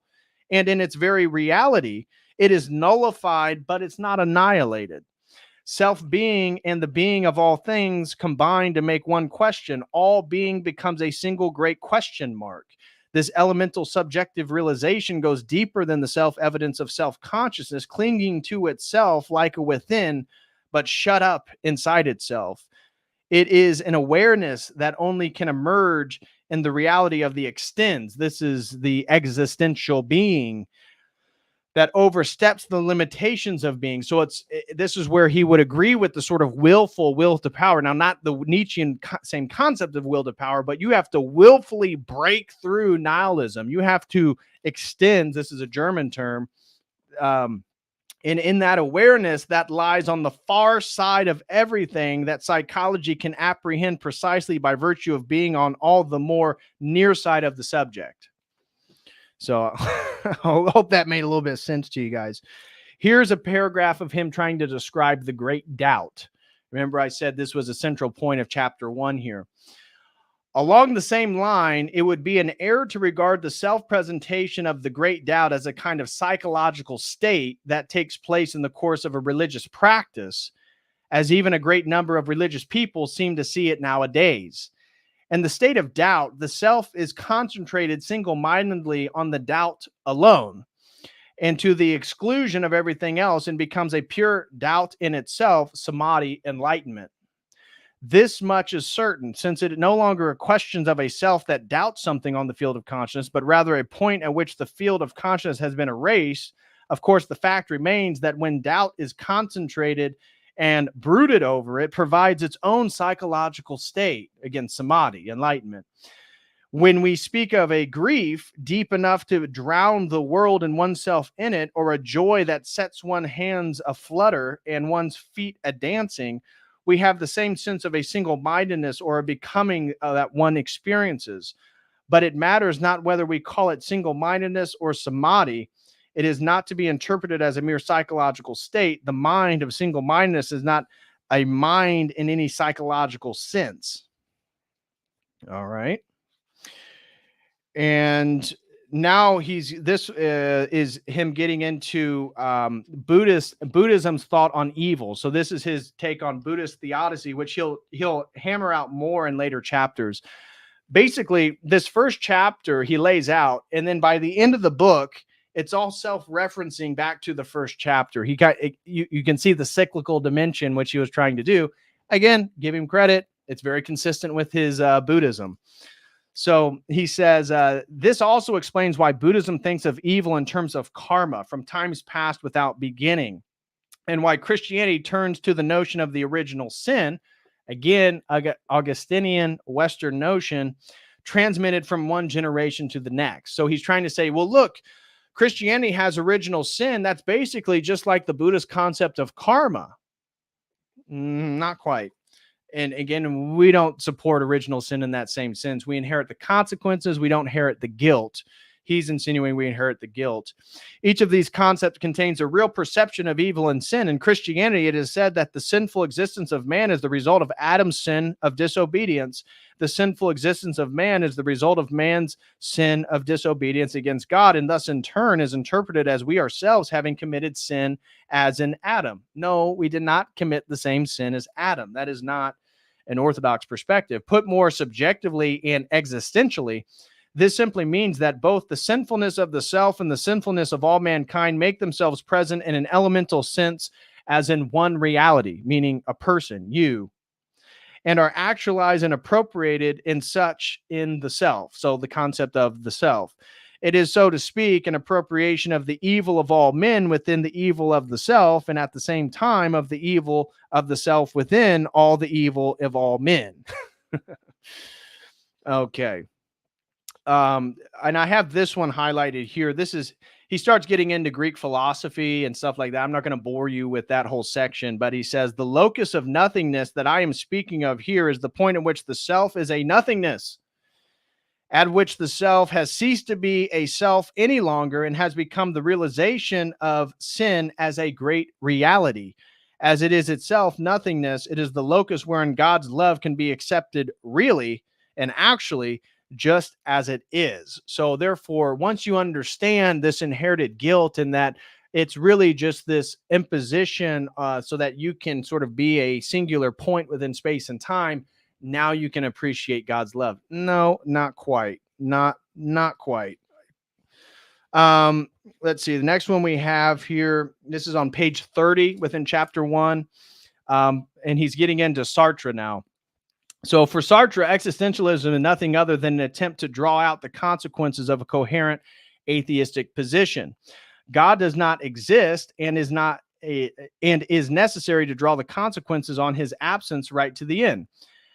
As early as the last century, people were saying that God has become a useless, outdated hypothesis, and that it was possible to establish simply a standpoint of humanism, a set of a priori values that would yield norms for society, culture, morality, and so forth. This was an altogether optimistic brand of humanism, one of the most forceful expressions of which is to be found in the anthropological approach of Feuerbach. But the humanism of our time, says Sartre, is an existentialism that, quote, finds it extremely embarrassing that God does not exist, unquote. He cites the words of Dostoevsky that, quote, if God did not exist, everything would be permitted, unquote, to illustrate the starting point of his existentialism. So again, Sartre, who was, again, interested in unique relationships with children, his beginning philosophical point is God doesn't exist and therefore all things are permitted. That sounds about right for the modern West. For Sartre, the foundation of human existence is nothingness, that man can no longer rely on either within himself or without constitutes the basis of existentialism. Moreover, the reason that existentialism is based on atheism is that we have awakened to the fact that nothingness we encounter at the ground of our very being is itself one with the ground and is the basis of our very subjectivity. Accordingly, Sartre describes existentialism as a subjective standpoint.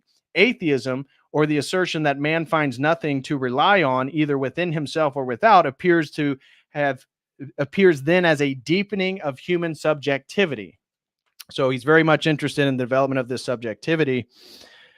And let's see here. There's okay, here is the next one. He's talking a little bit about Heidegger, Sartre, all this different stuff. And now he's putting in his Buddhist perspective and conversation with it. Even less so are we dealing here with the Buddhist notion of Shunyata. Nothingness in Buddhism is non-ego, while this nothingness in Sartre is an immanent ego. Whatever transcendence this may allow for remains glued to his ego. Sartre considers his nothingness to be the ground of the subject, and yet he presents it like a wall at the bottom of the ego or like a springboard underfoot of the ego. This turns his nothingness into a basic principle that shuts up the ego within itself. By virtue of this partition, the nothingness sets up at a ground of the self. The ego becomes a vast and desolate cave. It reminds me of the ancient Zen tradition that calls life inside of the Black Mountain or living in the demon's cavern. One is holed up inside a cave of the self-conscious ego and has nothing at its ground. And as long as this nothingness is still set up as something called nothingness at the bottom of the self, it remains what Buddhism repudiates as the emptiness pervasively clung to. The subjectivity of man must be fundamentally deepened, but it still hangs on with a devilish tenacity. The self that sets up this nothingness is thereby bound by and attached to it. Nothingness may seem here to be a denial of self-attachment, but in fact, that attachment is rather an exponentialized and concealed. So he's saying that Sartre's nothingness is not his nothingness, because Sartre's nothingness is like a ground in which he's able to existentially make himself. Nishitani's trying to say that no, that nothingness is actually the ground of reality. Something, again, I've already hammered that, so I apologize if I'm being a bit redundant. Now, this is towards the close of chapter 1, and this is my last little tag in chapter 1. And this is him trying to talk about the Christian standpoint. So let me express. The traditional standpoint of Christianity implies an estrangement from the awakened subjectivity of modern man. Might it not be that these two mutually exclusive positions, the freedom of man carried all the way to a subjective nothingness, nihilism, Nietzschean nihilism, Sartrean existentialism, and the subjectivized atheism and the religious freedom appearing in traditional Christianity require some sort of higher synthesis in our times. Christianity cannot and must not look on modern atheism merely as something to be eliminated. It must instead accept atheism as a meditation to a new development of Christianity itself. Be that as it may, the question needs to be asked: at what point has Christianity become so problematic for modern man as to make him advance in the direction of an estrangement from Christianity? I should like to consider this question briefly with regard to the Christian view of God, and in particular, the transcendent and personal character of the Christian God. Christianity speaks of a creatio ex nihilo. God created everything from a point which there was nothing at all. And since all things have this nihilism at the ground of their being, They are absolutely distinct from their creator. This idea is a plain expression of the absolute transcendence of God compared to the Greek notion of a demiurge who fashioned things by giving shape to an already existing material. The notion of a God creating everything from nothing at all represents a more advanced idea of God and enables us to conceive of the absoluteness of God. But then he's going to talk a little bit further about the problems of that ultimate transcendence, because then people are going to be too sort of psychologically and cognitively attached to the subject object differentiation between self and God. See, he eventually gets to the point where this concept of a totally transcendent creator God, although it's a higher development in the idea of God, as he highlights compared to the Greek pantheon, he'll later elucidate for him why that's problematic, because it still maintains a subject-object distinction that is in the field of consciousness and limits somebody to getting to the bottomless pit of nihilism and then breaking through the ultimate groundwork of emptiness. Okay, now you got it. Okay, now let's move over to chapter 2 here. Let me change this to chapter 2, the personal and the impersonal in religion. Okay.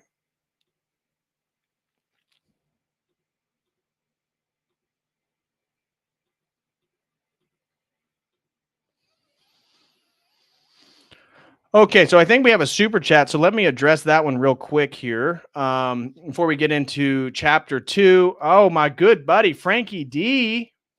Frankie D throws in a super chat. Let me pull it up here real quick. He throws in $5. Thank you so much, Frankie D. And he says, bro, so glad you're covering this topic. I had been wondering about the similarity as far as the techniques of Buddhism to orthodoxy, such as silence, breathing, etc. Glory to God.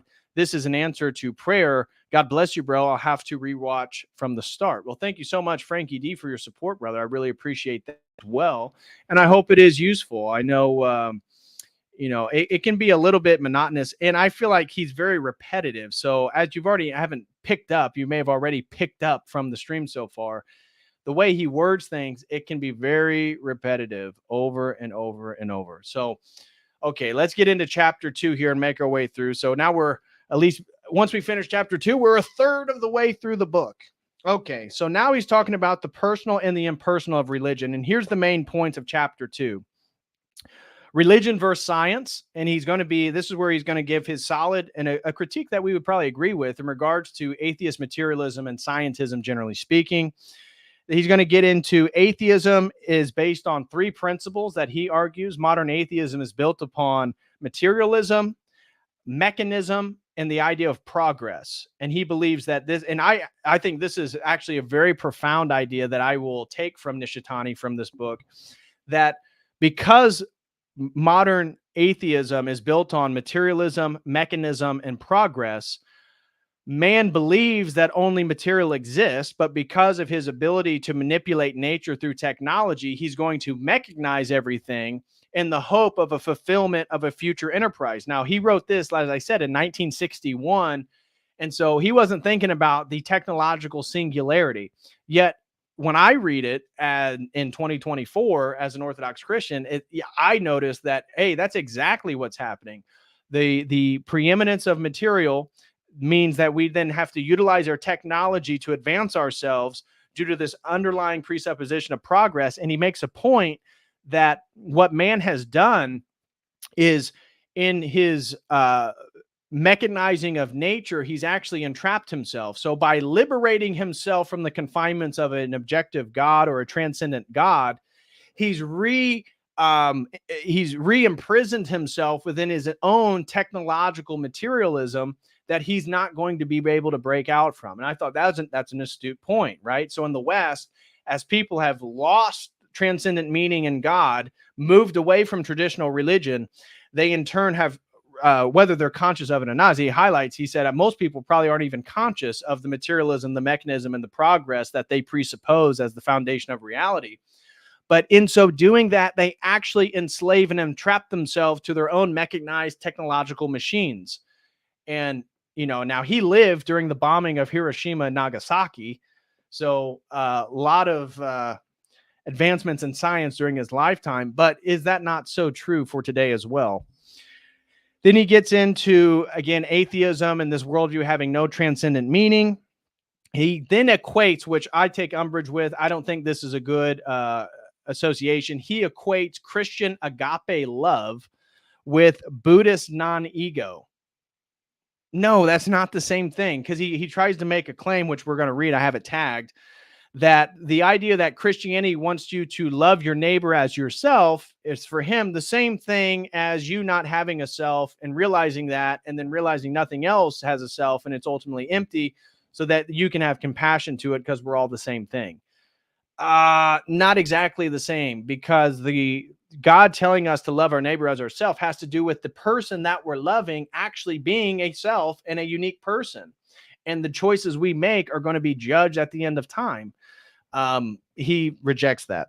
Then he gets into Meister Eckhart, which, again, a heretic, certainly not somebody an Orthodox Christian would rise on a pillar as the voice of Christianity. But he believes, he does highlight, yes, Christians think that he's a heretic, but they should probably revisit Meister Eckhart because maybe he was ahead of his time. This is Nishitani speaking.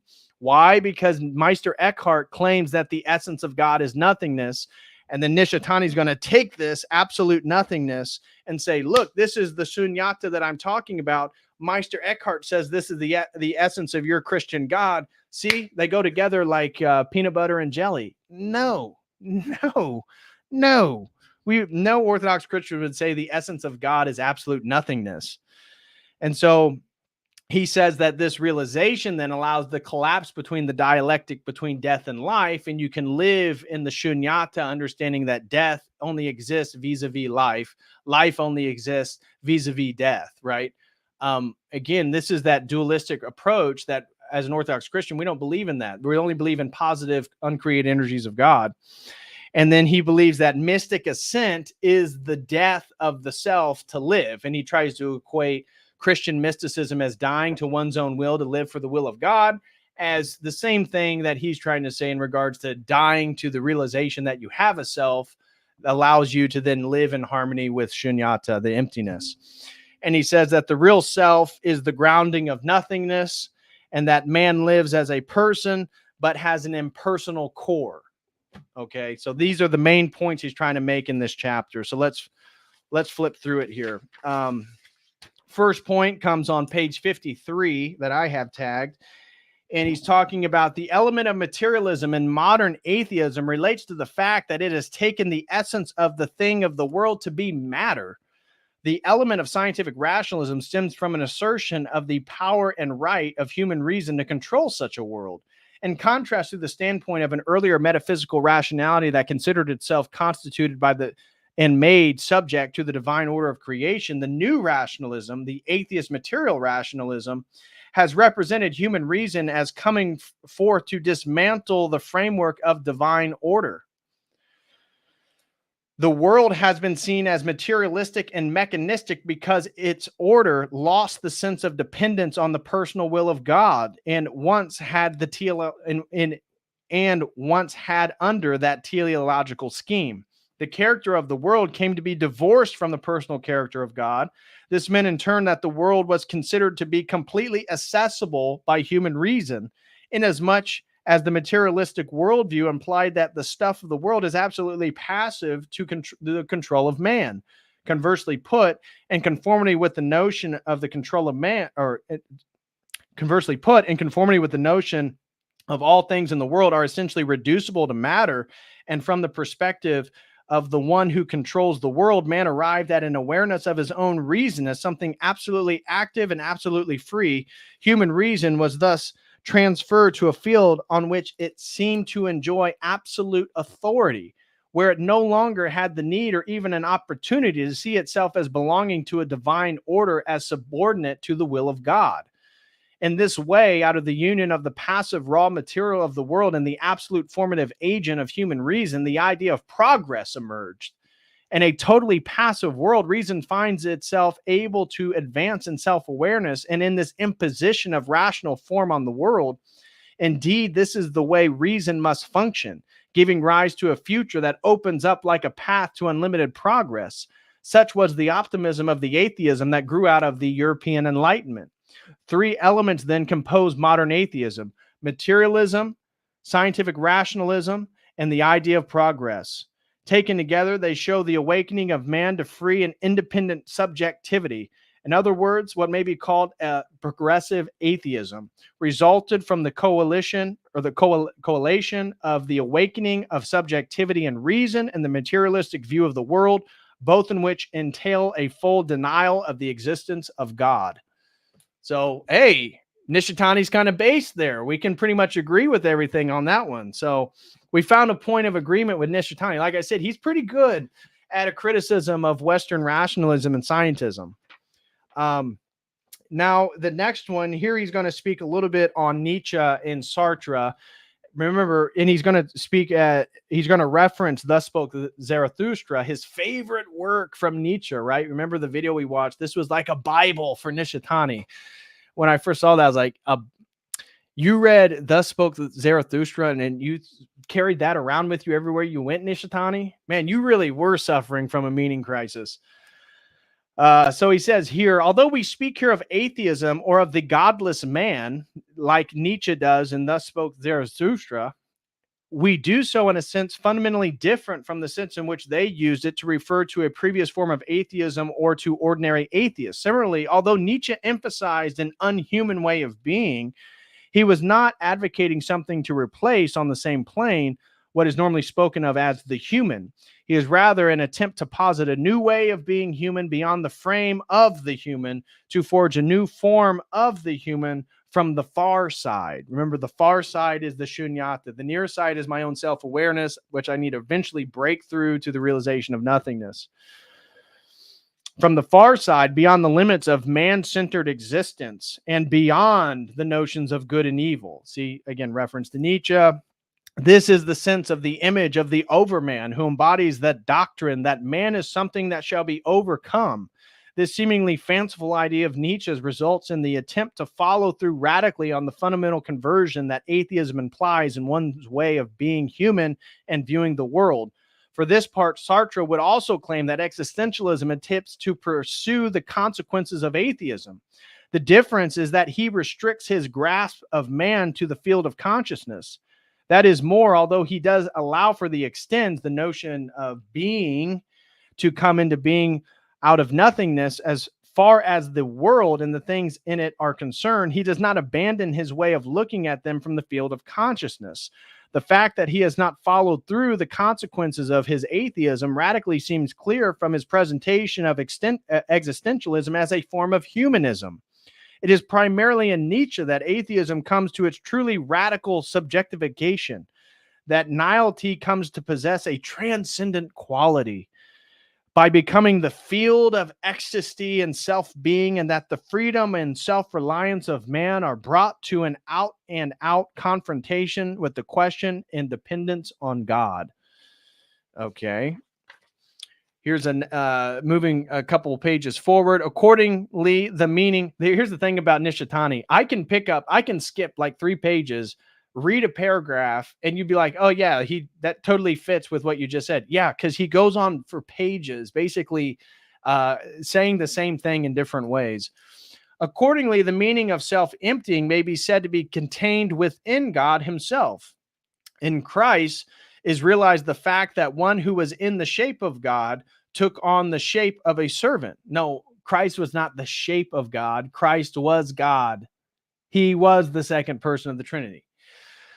With God, it is implied already in his original perfection. That is to say, the very fact itself of God being God essentially entails the characteristic of having made himself empty.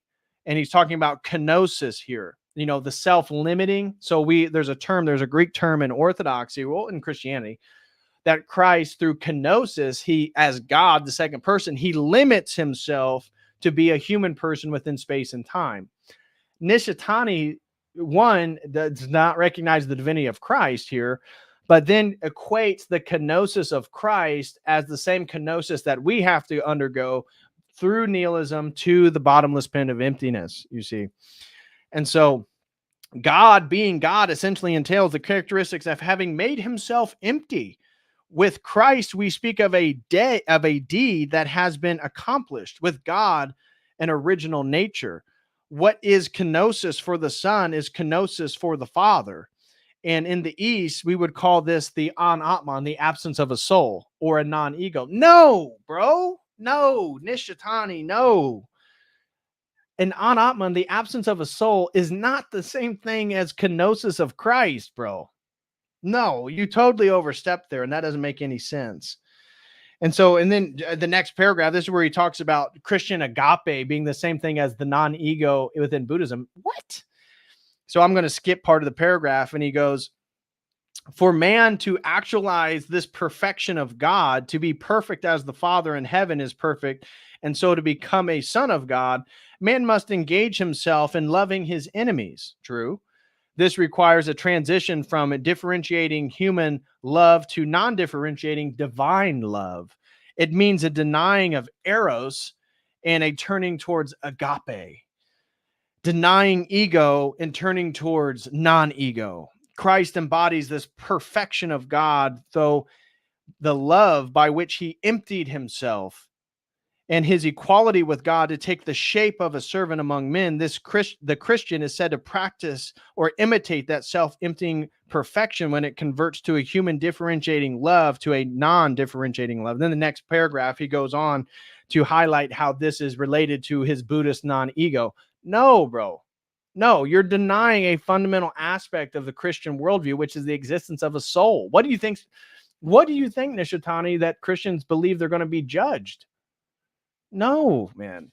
So he was pretty on fire with his critique of atheist materialism. We're left wanting when he brings in his constant association how Christianity and Buddhism are saying the same thing. So moving forward about 10 pages, we see here, page 64, having said all this, we must not suppose that Eckhart looked, okay, so now I've already skipped the part where he highlighted that Meister Eckhart talking about God's essence being absolute nothingness, okay? Now he's trying to explain why Eckhart's God's essence of absolute nothingness is saying the same thing that he's saying. So he goes on, having said all this, what we must not suppose that Eckhart looked upon absolute nothingness as the created I am, as a neverland far removed from actuality or a self-intoxicated isolation from reality. In fact, he strongly warns against such tendencies as the high praise. So there's a nothingness behind the person. That's what he's trying to say. So the I am is the personal expression of the three persons of the Holy Trinity. And he's saying, well, we're not saying that the I am is nothingness. He's saying that behind the I am is nothingness. Eckhart insists that it needs to be lived right in the midst of everyday life in the immediacy of what discloses itself. Or again, even though he refers to that ground as the uncreated I am and as the source of eternal life, this does not mean that it is not sought apart from the created self in the temporal life. Nor can standing in the Godhead be interpreted as the contemplation of God, since it is already beyond all intellectual understanding, including even the intuitive intellection that is proper to the contemplation of God. To repeat, the very distinction between God and Godhead is necessitated by the opening up of a path to subjectivity. Always goes back to subjectivity. I flee from God for the sake of God, writes Meister Eckhart. I beg of God that he make me rid of God, says Meister Eckhart.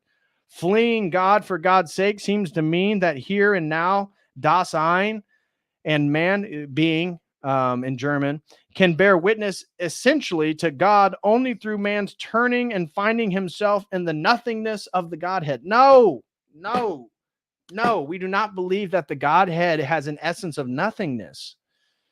So that is, you can see, but again, what's the title of this chapter? Chapter 2, the personal and the impersonal. You see what he's doing? He's trying to dissolve the dialectic between the personal and the impersonal through his shunyata, this emptying. Okay, moving forward 6 more pages. Let's see here. It says the ancient concept of persona. So now he's talking about his concept of the person, which again is entirely divorced from our Christian worldview, yet he's trying to associate Christianity and Buddhism. The ancient concept of persona originally carried the meaning of such a mask. When I say that a person is a phenomenon, however, I do not wish to imply that there is some other thing behind personal being, like an anchor behind a mask. The person is just an appearance with nothing at all behind it. That is to say, nothing at all is what is behind a person. Complete nothingness, not a single thing, occupies the position behind a person. Okay, well, that's not consistent at all with an anthropological position of a Christian. So therefore, they can't be saying the same thing. While this complete nothingness is wholly other than person and means the absolute negation of a person, it is not the same thing or some entity different from one person. It brings into being the thing called person and becomes one with it. You see how it's kind of difficult to read him sometimes. Nothingness is not a thing that is nothing. Or again, to speak of nothingness as standing behind a person does not imply a duality between nothingness and person. It is describing this nothingness as something wholly other. We do not mean that there is actually something. Nothingness is not a thing. That's his critique of Nietzsche. That is wholly other. Rather, true nothingness means that there is no thing that is nothingness, and this is the absolute nothingness. Did you grok that one, guys? Did you grok that? I think this is all that how many did I have? Yeah, so that was the last one I had for chapter 2, the personal and the impersonal. But you get what he's doing there. He's trying to break down and reassociate the person as, again, breaking down the dialect, right? So you have an impersonal core, but your mode of being in the world is personal. And so what he thinks he's doing is collapsing the dialectic through his shunyata. You see, this is the game. This is his project. You see what he's doing there. So let me just see if anybody's sending any questions or comments while we're moving through this real quick. Okay, doesn't look like anything. So we'll keep moving forward here. Let's now move to chapter 3. Chapter 3 is Nihility and Shunyata. So let me put that in.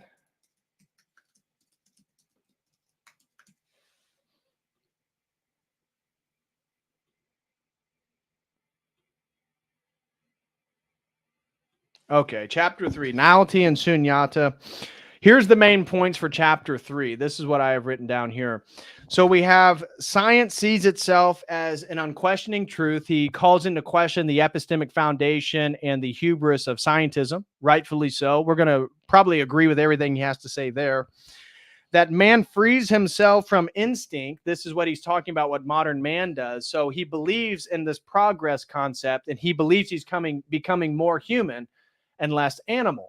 Now, obviously, looking at the state of the Western world, basically 60 to 80 years after he's coming up with all these ideas, I would say we're becoming less human. We're becoming way more animalistic and degenerate. But his argument is that as Western man has progressed from the Enlightenment, he views himself as becoming more human and freeing himself from his instincts.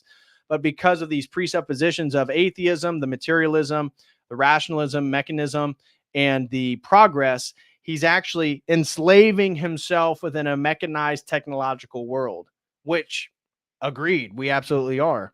Then he talks about crypto-nihilism is also present within the West under the title of hedonism. So this hedonistic dimension of Western man, because the death of God, and as Sartre said, since there is no God, everything is permissible, that people have then reverted to just pleasure-seeking hedonism. He argues that this hedonism is basically crypto-nihilism, and it's the same thing. You're not getting out of the problem by just focusing on your own pleasures. You're really just going deeper into the satisfaction of the self, and you're never going to move deeper for him existentially towards higher meaning. And then he talks about how Shunyata dissolves the subject-object distinction, that and that stones and trees are already at their enlightened state because they're not pretending to be something else like you and I are. So here, let's read a little bit then about chapter 3. Here's the second page of chapter 3. We're looking at page 78. He says, in our own times, the problem of the boundary has come to focus on whether there is even such a borderline or not. Present-day science does not feel the need to concern itself with the limits of its own standpoint. True. The scientific point of view displays a tendency, probably an essential tendency, to overlook not only religion, but philosophy as well. That is, if we exempt the kind of scientific philosophy that takes the scientific standpoint as such to be a philosophical one. Science thus seems to regard its own scientific standpoint as a position of unquestionable truth from which it can assert itself in all directions. Hence the air of absoluteness that always accompanies new scientific knowledge. In short, we can no longer content ourselves with merely fixing limits and drawing boundary lines between science and religion, as we have become accustomed to doing. The problem is even more critical than the so-called theology of crisis that first thought it to be. The basic reason that science is able to regard its own standpoint as absolute truth rests on its complete objectivity of the laws of nature that afford scientific knowledge both its premises and its content. One cannot get a word in, unquote, regarding the explanation science gives to the laws of nature. Exactly. This is the tag argument, right? This is you talking to a material atheist and trying to get them to justify how the laws of nature even exist. They're non-physical. How do they come about? Are they unchanging? Is 2 + 2 always 4? He's highlighting that they don't even care about the explanations of their own presuppositions. Criticisms and corrections may only be brought to bear from the scientific standpoint itself. So science can only be critiqued within science, therefore never allowing science to be critiqued at its fundamental basis. Again, he's totally on point here. Thus, even inherently hypothetical scientific explanations are always presented as an objective fact. This may account for the unique power that science enjoys, for the authority which with the scientific has come to be invested. So he nails it there. I totally agree. And then we skip forward on a page. He says, it is in the nature of the standpoint that natural science that the laws of nature are said to be at work controlling the activities of living organisms. My point here is rather that these controlling laws become manifest in living organisms as something lived and acted out in a sort of instinctive appropriation. The laws of nature only appear when these organisms live and act and thereby embody the appropriate embody that which is appropriate towards those laws.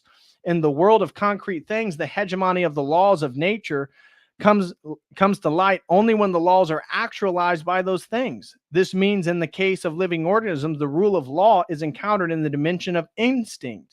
In other words, the very way in which these laws are encountered is manifest in living organisms, namely as laws that are lived and acted out. That the activities of living organisms only occur in accordance with these laws means that the laws are at work in those activities and as those activities. Okay. So then he concludes this point by saying, conversely, knowledge advances and develops through the technological labors of man, and the advancement of knowledge in turn advances technology. As a law comes to be understood, this law is lived and acted out through his instrumental skill. Yet even here, in the work that man performs through his technological activity in accordance with the laws of nature, these laws remain at work and indeed are at the very work itself. They become manifest as laws through the technology of man. In this case, however, unlike the case of instinct, the laws become manifest in activity by being refracted through scientific knowledge. It is precisely this manifestation that we see and name as technology. Here, the laws become manifested on a field where knowledge and action work together to develop together. It is in such a field that the rule of law is encountered and received. So again, highlighting that we're imprisoning ourselves through this material scientific rationalism and this pursuit towards technology and this belief in progress. So he's totally right there. Again, he has more criticisms here of science, but it's kind of reiterating the same point. This is the rationalization of human life that has been subsumed since the age of the Enlightenment in the 18th century right up to the present to represent the progress of man. In fact, however, the ground of his rationalized human life itself in the sense of something altogether preceding rationalization has gradually come to appear as resting on nihilism that looks to be altogether inaccessible and to rationalization, keeping pace with the advance of the rationalization of life, yet standing behind it. Another standpoint continues to gather strength, the growing affirmation of a pre-reflective human mode of being that is totally non-rational and non-spiritual, the stance of the subject that locates itself on nihilism as it pursues its own desires unreservedly. This too constitutes one of the basic elements of the contemporary crisis in Western culture. Yeah, Nishitani, you pretty much nailed that one. I'll give that one to you as well. And so the emergence of the mechanization of human life and the transformation of man into a completely non-rational subject. I love that, right? So he's saying as we live inside of our own technological prison, we actually become a less rational subject. We become a completely non-rational subject in the pursuit of its desires and are fundamentally bound up with one another. So on point. In communist countries, the political institution exhibits a tendency toward totalitarianism that implies an orientation to the mechanization of institutions as well as of man. In the liberalist countries, the freedom of individuals under democracy is apt to be oriented toward a mere freedom of the subject in the pursuit of its desires. These two differing orientations, however, derive from the same source and are bound up with one another, meaning the death of God. Here again, viewed as a whole, the problem of a mechanized civilization and political institutions can be traced back finally to one and the same source, the point from which contemporary nihilism is being generated within overt or cryptic fashion. So again, so on point. Doesn't matter if it's communism or it's liberal democracy, both of them assume this sort of death of God and this sort of personal liberalization. It's just communism already starts with the mechanized society. And then liberal democracy opens up to all this personal freedom, which is also doing the same thing. So again, he kills it there. Oh, thank you so much. Marcus Antonio just gifted another 5 COTEL Crew memberships. Thank you so much, Marcus Antonio. God bless you, brother. Thank you for your support, my man. And welcome Machiavelli, Tiffany Angel, Weirdo John, Chris Massey, and Max O'Neill. So give a special thank you to Marcus Antonio for gifting you guys some COTEL Crew memberships. Thank you very, very much, Marcus Antonio. Really appreciate it. Okay, moving further along here, we're going to skip a couple sections and well, here's a small paragraph. This is him trying to talk about Shunyata. So this is Shunyata in Nishitani's own words. And the Buddhist standpoint of Shunyata, emptiness, this point comes to light still more clearly. Shunyata is the point at which we become manifest in our own suchness as concrete human beings. So the realization of emptiness is when you become a full human. Everything else you're masquerading as something other than what you really are. And at that time, it is the point at which everything around us becomes manifest as its own suchness.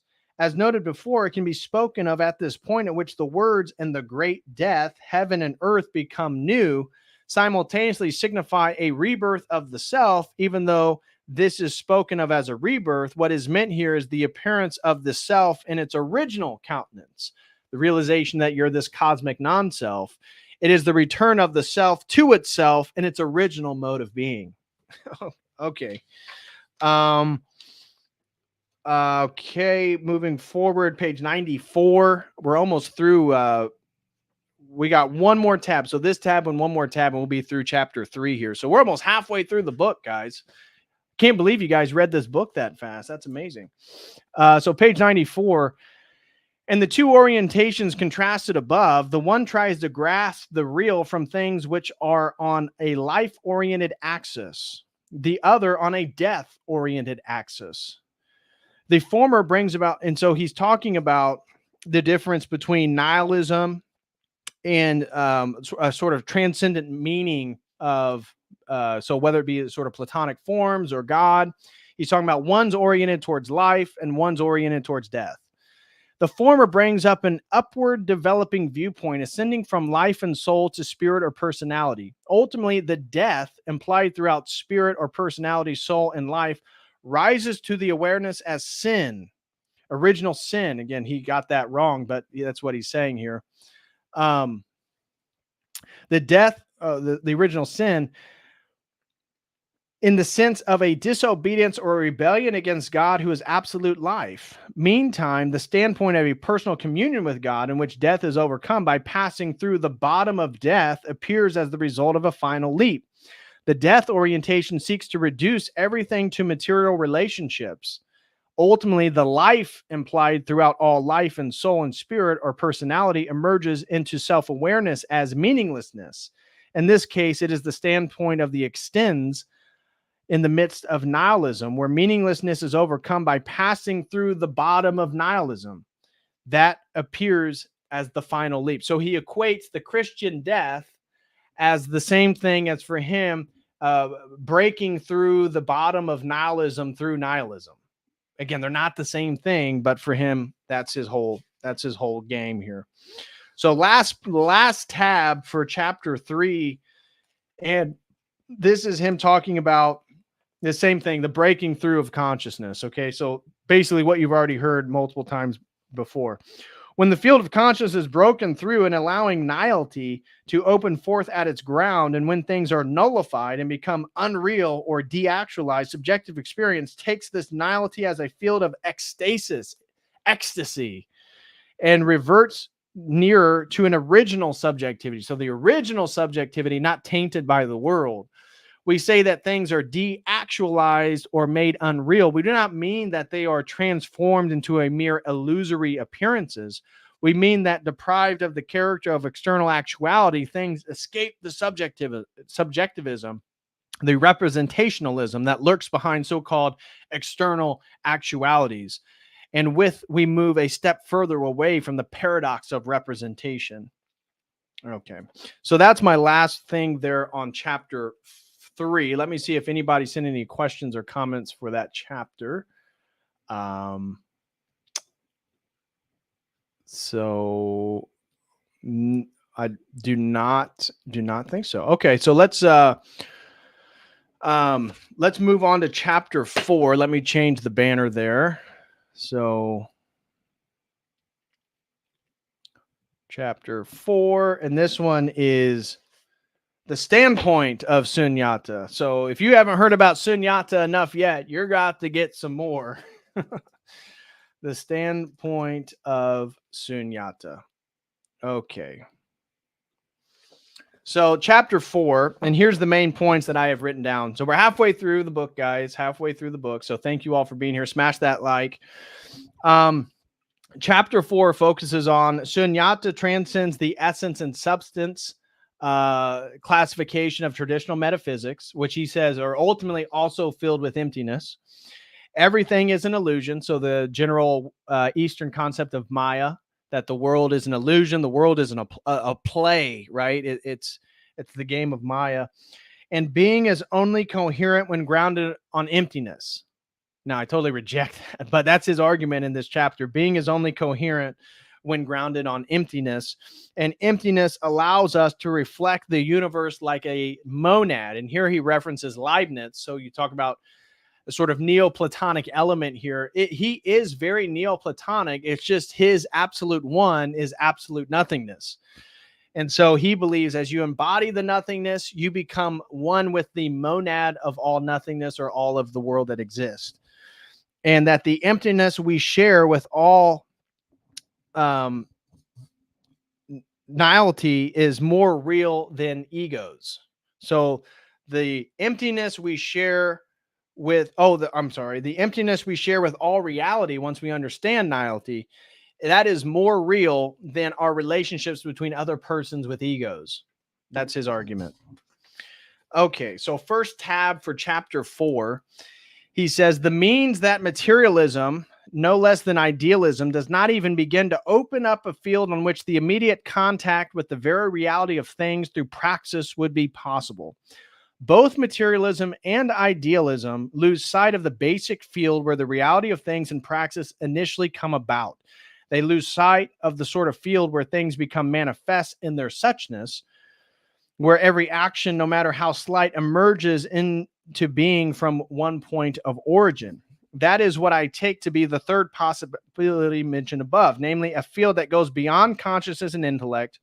It would have to be a field of shunyata, or emptiness. It would appear as the field as a wisdom that we might call a knowing of non-knowing. So again, that's almost like a koan, right? Like, what's the sound of one hand clapping? From this field, we can take a second look at consciousness or intellectual knowing and see it reduced finally to something other than a knowing of non-knowing. Similarity, it would be a field of a praxis that might be called an action of non-action, whence we could even take a second look at our own activity and see that nothing other than the action of non-action. And lastly, it would be a standpoint where knowledge and praxis are one. Okay. I need a new Zen. I gotta refurbish here the Zen. So bear with me, guys. 1 second. Marcus Antonio said, I thought Shunyata was a character in Overwatch. Yeah, Dick Crispy says it's the sound of one page turning. You guys are hilarious. I love you guys. Okay. All right. Now we're ready. We're locked and loaded. Let's get further into this. Okay. So he's going on about the problems of materialism and idealism, and he says further, the two are identical in both that are conceived in terms of things that appear as objects on the field of the opposition of subject and object. Put the other way around, both are conceived on the basis of the form of things under which things show themselves to us, the subjects. So he's talking about metaphysical universals. Oh, let me pull that down. Metaphysical universals. The field of nihility, on the other hand, appears at the point of breaking loose of all this entanglement in the subjective and in the objective. On the field of nihility, all that is ordinarily said to exist or to be real on the fields of sensation and reason is masked as having nihility at the ground, as lacking roots from the very beginning. The emptiness of Sunyata is not the emptiness represented as something outside the being other than the being. It is not simply an empty nothing, but rather an absolute emptiness. Again, bro, you said this last chapter, right? This is the frustration of reading Nishitani. It's like, bro, you've told me about what emptiness is as not a thing, but the grounding of absolute nothingness of reality about 27 times so far. We speak of an elemental source, but this does not mean some point recessed behind the things that we see on our eyes or think of with our minds. The source is as close as it can be within the hand and the things themselves, and all the things that are themselves where they are on their own home ground. And that's what he uses. Instead of an essence or a nature of a thing, he talks about how they're on their own home ground of emptiness. And the things are themselves on their own home ground, just as they are in their suchness, are one with emptiness. The field of emptiness stands open at the very point of things to emerge into being. Okay. And so here's another section. This is page 125. As observed in the concluding section of the previous chapter, the ancients pointed to the selfness of a thing in terms of these. Fire does not burn. The sword does not cut the sword. The eye does not see the eye. Combustion is non-combustion, and non-combustion is combustion. The paradox bespeaks of the selfness of virtue, by which the fire is on its own home ground and an act of combustion. This applies, however, not only to the substance of a thing, but to the various attributes as well. For instance, when we say that the fire is hot, we can also say that the heat itself is not hot. Of course, this does not mean, apart from the fact that it is hot, there would be some other distinct fact. It is not hot. Are you guys grokking this? And when something is hot, no matter what its temperature, the fact is there is not heat.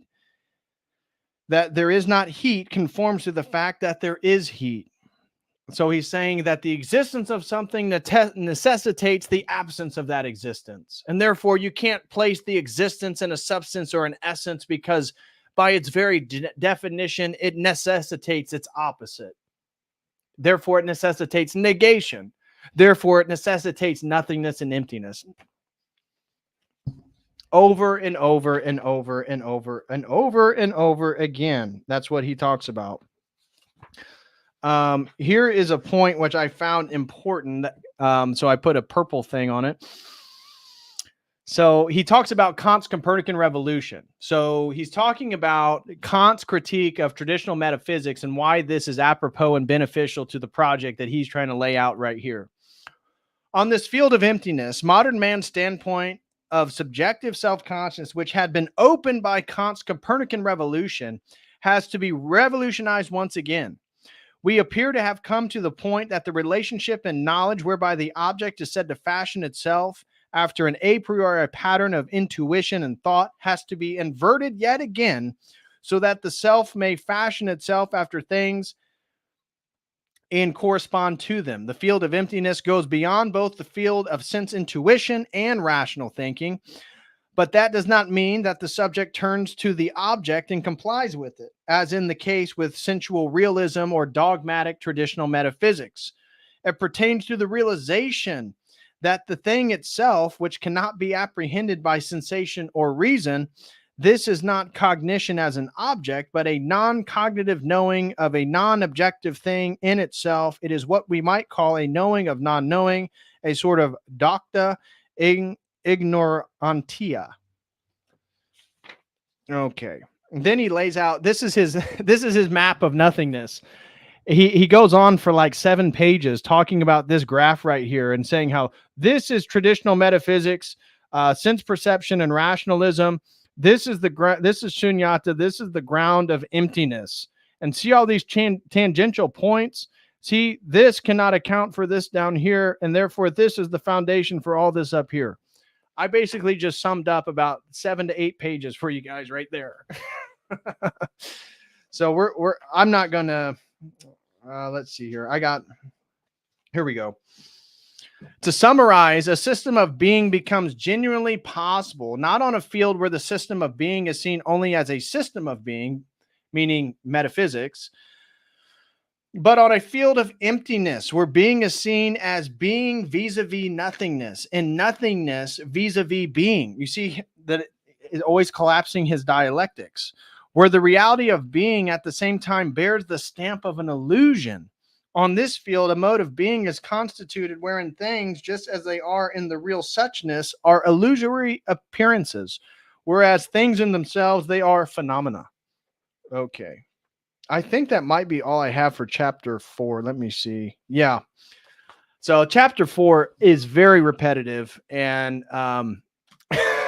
Bill Hicks says, this guy sounds like a parody of New Age beliefs. I guess objects imply their opposites, but so what? There is no light and dark. There is light and its absence. Exactly. And I think if he were to be aware of an orthodox position, that would certainly change the tone and tenor of his book, because the whole thing is about a thing implying its non-existence, and therefore his emptiness collapses it. It's so repetitive. And so now we're moving to chapter 5, Sunata and Time. Sunata and Time. Let me put that up here. Chapter 5, Sunata and Time. So here is where he gets into his whole Buddhist. Oh, what the heck? There it goes. His whole Buddhist worldview. So here's the main points of chapter 5. Karma and theodicy. So he's trying to make the case that a Buddhist concept of karma and samsara is an equivalent explanation to the existence of evil as Christianity does. Again, he doesn't lay out a orthodox or really a full traditional Christian perspective, but he goes on multiple pages to explain why samsara and karma is an ethical justification for the existence of evil and why we then have to work in opposition to it. He said Shunyata appreciates a cyclical time. Here he brings up the problems with the Christian worldview or the Western worldview of a beginning, a middle, and an end, because it's always looking back at the past and it's always anticipating the future, and it's not living in the eternal now for Nishitani. And so nihility allows appreciation of suffering, right? So by understanding that everything is empty and nothing, we can see then that suffering is meaningless and we should try to stop suffering. But it seems like you could also make the other worldview, or the other argument, but he's basing that on the fact that if suffering is existing, therefore karma is happening, and therefore we all need to stop that so we can become enlightened and be released. Zen meditation is his methodology for opening up this reality. Again, the samadhi of the Shunyata. And that Zazen then is to appreciate nihilism brings with it universal harmony. So if you want to be universally in harmony with existence, then you have to have the Zazen experience of samadhi, a Satori experience where everything is empty. Okay, that basically concludes chapter 5. And chapter 5 was a chapter I didn't even make a whole lot of tabs. I basically summed up his entire argument, which he goes on for about 45, 50 pages. Let's see. He goes on from page 168 to 218. So let's see. What's one that I have on this chapter? I don't have much. Okay. He's talking about Das Ein, the nature of being within a Heidegger. And he's talking about, and as such a realization of nihility, man takes possession of a birth and death in its suchness. That is, he takes possession of the original form of his own being and the original form of things in the world, such as they actually are. What we have here, in short, is an existential encounter with nihility. Nihility can only be known existentially. If we stray to a step from the path of being, nihility can only seem an utterly meaningless notion devoid of reality. In fact, a great many philosophers from a great many points of view have come to this very conclusion. It is like a radio that has not been tuned properly and picks up only senseless static, but totally blocks out the real sound of the broadcast. For only in the existential confrontation with nihilism do we see the nearest life or death struggle for the transcendence of birth and death, escape from the unending causality of karma, and attainment of the yonder shore, the far side, beyond the fathomless sea of suffering. It is, in other words, the struggle to nirvana. Okay, so basically a straightforward Zen Buddhist perception. And then I think I have, here's I think the last one. I only have a couple for chapter 5. It's very repetitive. So here he says, thus, on the standpoint of the extends, this is his understanding of logos. So here's his section on why he takes Heidegger's logos concept of being and talks about why we need a transcendent. So logos as the rational order of existence is no longer different from the Dharma-like nature of the aboriginal mode of being of things where each thing is just as it is.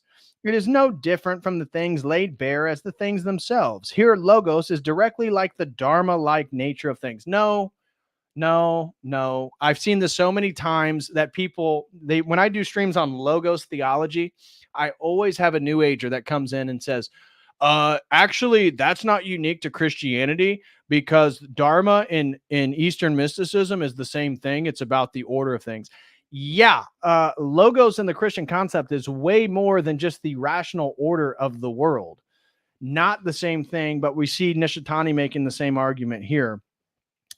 It is a likeness or suchness in the sense that we have used the term before. Always a connotation of the trueness of a thing becomes manifest. Logos is the true suchness that ultimately in the thusness of the thus coming. As is well known, Heidegger interpreted truth in the sense of laying bare or unveiling of things just as they are, a revelation. The logos of things in emptiness can also be said to be the truth in this sense. And in the laying bare of things just as they are, the extends of the dropped off body and mind unveils itself directly as a solitary one laid bare amidst the myriad phenomenon. That is to say, absolute truth is there. That is the absolute truth that is to be found. Logos is in its fullest sense primarily on the home ground of that extent. So now he's saying logos is basically kind of like the nothingness that I'm talking about. And the logos of speculative reason and discourse understood develops from this primary point in the dimensions of reason and understanding. Insofar as is seen on these dimensions, logos is no longer a revelation of the suchness of things. In order to become such a revelation, logos thus has to be developed, must always be brought back to its primary point, that which it is empty, and that it opens itself up as a field of Shunyata itself. No, bro. You totally just chopped and screwed the logos. That is not what we mean by it at all. At all. So let's move now to the final chapter, ladies and gentlemen, the final chapter. If you have any questions or you want to show some love, feel free to send in a super chat. Would greatly appreciate that as well. Let's edit this now. Chapter 6 is Sunyata and History. So basically very similar to chapter 5. But let me hit you with my main points for chapter 6 here. So chapter 6, my main points. Samsaric nihilism allows appreciation for other suffering. Just in that equates a justified ethical behavior. Buddhism and the kalpas of eternity. So now he's getting into the idea of cyclical history, cyclical time, cosmic time. There's multiple yuga cycles. There are multiple kalpas. In that this is his understanding of a collapsing between eternity and time. So Buddhism is the only one that can collapse the distinction between eternity and time. And he talks about the burden of newness of being, and that there's a burden of being because things are always becoming new once you focus on the present moment. Because the present moment, although time is repeating and cyclical, the unique dimension of newness can only be found, or novelty can only be found in the present moment. And then he talks about time has no beginning and end. He criticized the Western notion of time and that this is problematic. Progressivism is constantly anticipating a fulfillment in the future. I can agree with that. I attest with that. Meaning is in the present moment. Nihilism offers no meaning in the present moment. So Western nihilism, this is where he keeps talking about, this is they're falling off the road of being that he's talking about, because for the nihilists, there is no meaning in the present moment. Take Nietzsche and Sartre. Therefore, they existentially create their meaning. He's saying you don't need to create your meaning. That the Shunyata is the meaning. The emptiness is the meaning. You just have to keep going further. And then the eternal now. Loving self means to love all life. The Christian love of neighbor equals the Buddhist bodhisattvahood and ends in the same place. So again, we've already critiqued this, but he argues that agape love and the commandment to love your neighbor as yourself is the same thing as a bodhisattva, and therefore they end in the exact same place. So Christianity has the historical timeline wrong because they're only focusing on a brief segment and not the whole cosmic cyclical reality. But if you love your neighbor as yourself, you'll end in the same place as the bodhisattva. Not quite. So let me just read a couple of the segments out of this chapter, and then we'll move into any questions or comments you guys have.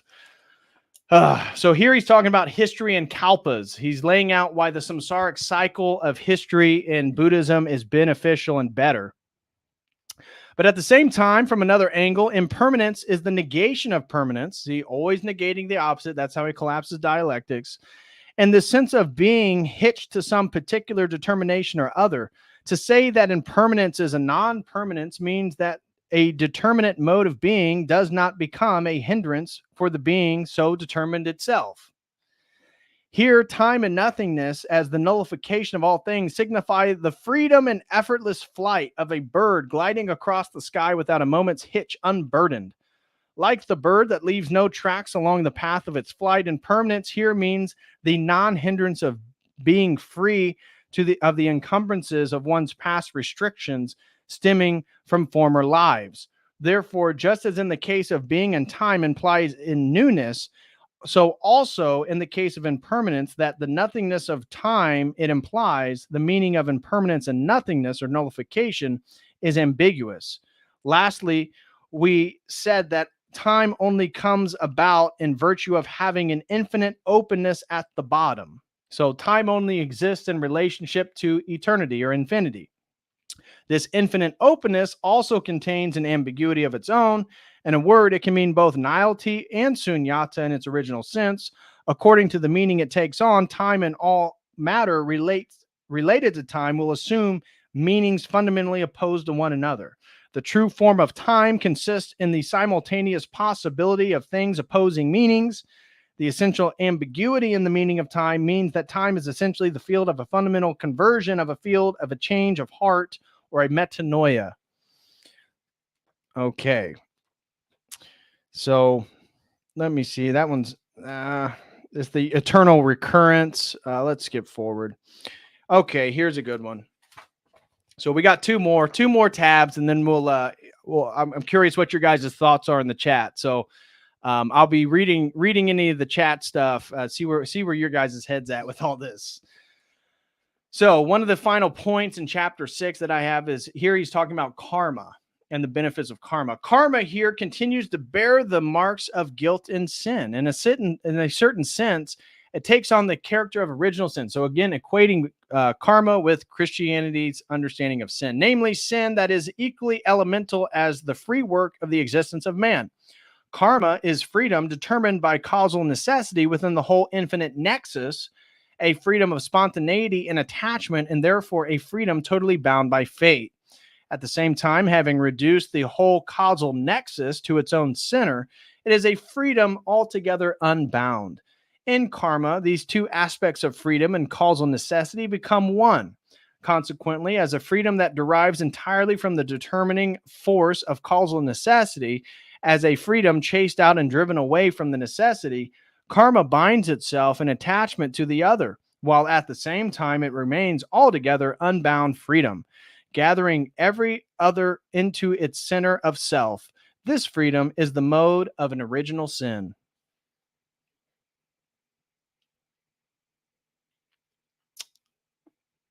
Did you guys catch that? For me, not a whole lot of meaning found in that discussion. And then here's my last little tab for chapter 6. From the point of view of the Bodhisattva path, the solemnity that those special moments in Christianity possesses is the very same solemnity that each individual moment of unending time possesses. We may say that while gathering all those times within the home ground of the present, Dasein realizes the solemnity of the present as a monad of eternity, and thereby realizes all time in their true solemnity. We may say that a unique view of history comes about in all of this, the three forms of Dasein and time given above. Let us call them its forms of illusion, emptiness, and middle, and are also Dasein here. This Dasein, being German for being, although going in and out of these three forms, can yet show its own totality within each. The freedom of self-sustaining of being may be said to obtain here. Each of the three forms becomes thereby something that reflects the three forms within the one. The Bodhisattva path is linked essentially to the question of a so-called great compassion, or what is generally termed the religious love. It is the same with the vows mentioned above. I have already spoken of the ground which has come about. In what follows, I would like to address. Okay, and then he goes on to more personal opinions on stuff.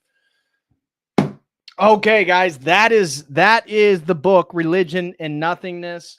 I read it so you don't have to, thanks to AC sponsoring the stream. So, wow. As you can see, mostly everything that I told you guys is pretty on point about that book. Very repetitive. Wouldn't recommend reading it now that you know the basis of it, unless you're an academic and you want to know Nishitani's thought to critique it or something.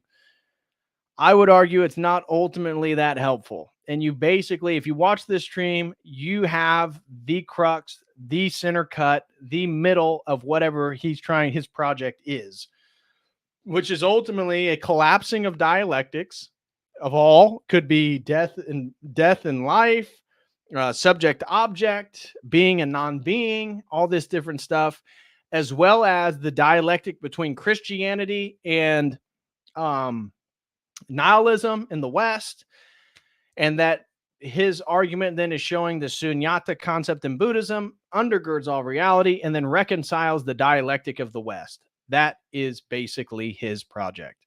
So let me know what you guys thought.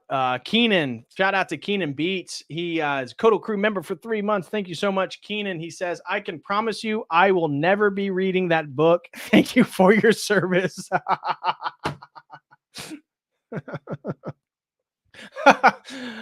Oh, I learned nothing about nothing. Yeah, you pretty much did. That's pretty much the gist of the book is, and you, I mean, I get it. You could say, well, why would you write a book about nothingness if ultimately everything is nothing? What's the point? I would suspect Nishitani would say, well, true, but without people realizing that nihilism is a path that needs to be broken through toward the realization of full nothingness and emptiness, they're going to suffer. And therefore, he believes he's probably doing a benefit to humanity by writing that book. But as Atomisk Arson says, you basically learn nothing about nothing. So Natosky says several brain cells died listening to that. Rest in peace. Sorry, Natosky. I apologize. Matthew Parlato says nothingness references the combinatorial explosivity of any and all encounters. No dialectical landing spot can totally describe the entity. Well, I if you're watching, that's what we laid out, but still major problems in regards to the project that he's laid forth. Why is this Vervaeke's favorite book? Laughed my ass off. Well, because for Vervaeke, he's a perennialist. So he believes all religions are leading to the same mountaintop. Nishitani's making this argument from Zen Buddhists to sort of show that it's totally cohesive and works with Christianity. And it's built on this sort of Neoplatonism of nothingness, this Zen concept of Shunyata. So you can see all those kind of hit Vervaeke's like main thrust of his meaning project. And it makes sense because what he's trying to address is the nihility of the West, the meaning crisis, right? That's the whole basis of Vervaeke's project and his whole, he has like a whole institute now or something like that. So that's what it is. Matthew has a signed copy of this book. Who's Matthew? Who's Matthew? Who has a signed copy of this book? T Sanders says, thank you, DPH. Well, thank you, T Sanders, for being here. Appreciate it. Oh, Oriental Existential. Yeah, he actually is. He's an Oriental existentialist. Kiss as a guy with a signed copy. Thanks for the clarification, Kit. Really appreciate that. I don't know why I didn't pick up on that. Yeah, Kit Spiken nailed it. Thanks, Kit, for that clarification. That really rings true for me. So anyways, guys, doesn't look like you have any. It says I'm here to help. I appreciate you, Kit. Thank you for all your service. Oh, Matthew is a new viewer. Oh, okay. Okay, gotcha. Slowboy Whiteboard says, I absolutely think books like this were written as a troll and conspiracy to make someone rich by getting professors to require this reading for a subservice class. Yeah, I can see that. Oh, Matthew confirms no signed copy. Matthew confirms. Okay. So thank you very much. And Matthew clarifies, he says, I see it as an inversion, cards on the table, but I'm more Duganish in that multiple cultures can participate in the one ultimate reality. Yeah, perennialism, traditionalist school. The criticism at that position, Matthew, I would levy at somebody is on what epistemic basis are you able to highlight that the similarities between religions are equal? And because ultimately it's a self-constructed epistemic position where, as an Orthodox Christian, we believe in logos spermatikos, that logos, our theology, our epistemic foundation, pieces of it can be found in different traditions, but we're only using one epistemic tradition. We're not saying that, taking this from Hinduism, despite Hindus' epistemic metaphysical basis for this symbol, and then equating that to Norse mythology, even though we're totally rejecting Norse epistemic position. It's really just coming from a sort of material modern atheist position that we can kind of construct our own epistemic foundation despite that foundation not being justified. So, although we're not here to convert you, Matthew, we're glad you're here. Welcome, brother. Hope you found it insightful one way or another. So God bless, bro. We got a super chat that just came in from the Streamlabs. Thank you so much for that. Let me pull it up real quick. Kayla Reynolds Raven throws in $10. Thank you so much, Kayla Reynolds Raven. She throws in $10 and says, I suddenly feel confused by things I have been resonating with. Feels like I was stoned and lost. Way to go on once again calling me out as I continue to learn about orthodoxy. Well, I don't mean to call you out. Kayla. I love to be challenged and grow. This made me tired. Well, it made me tired too. So you're not the only one. I suspect if you ask many of the people live chat, they are tired from it as well. But, I hope it was beneficial. I think, looking at somebody, because Nishitani, I mean, he's a very educated man. If you read the book, he references a lot of people. So he's read a lot of books. He's very educated. But when you look at these worldviews, it's pretty hard not to see how, they just don't jive. And this idea of perennialism or one thing versus another, it doesn't fit. So Kayla, if it was beneficial to you, glory to God. I hope that it was. And thank you so much for your $10 super chat. I really do appreciate the support and appreciate you for being here. Blue Skittles in my brain right now. I could see that for sure. And so Bill Hicks said something. Church of the Eternal Logos. Remember your mate Tom? He's returning to his old Eastern philosophy leanings. Sad. He seems genuine. Yeah, I haven't talked to Tom in a while. I know that he got married to his longtime girlfriend. I wish them the absolute best, but I have seen him returning back to seems like some of the psychedelic Eastern mystical stuff. So I have seen that. Maybe I should reach out to him, see if he wants to do a stream and kind of see where he's at, and we can go back and forth, maybe give him a new perspective. I don't know where he's at. I know when you get into the orthodoxy stuff, it can, as I talked about with my priest today, a lot of people, it's almost too much. I almost think it's beneficial for certain people who have already gone through some of the like conspiracy rabbit holes. Because I was talking with my priest and he was hiding that some of these young men, can't really deal with when they get into orthodoxy. It's obviously a little bit more strict, but then if you start seeing things in the world, it can become a little bit overwhelming. I talked with one guy who, his brother was very knowledgeable about all these conspiracies after 2020, became more and more aware. And then basically it was like too much for him to deal with. And he just reverted back to the life before 2020. I'm not saying that would be Tom's situation, but it's very common. It's very common. It takes a lot of effort to continue on this path that I think most of us are on here. So, God bless Tom and his wife. I wish them the absolute best. Kayla said, definitely beneficial. Thank you. Well, thank you very much, Kayla. Really appreciate your support.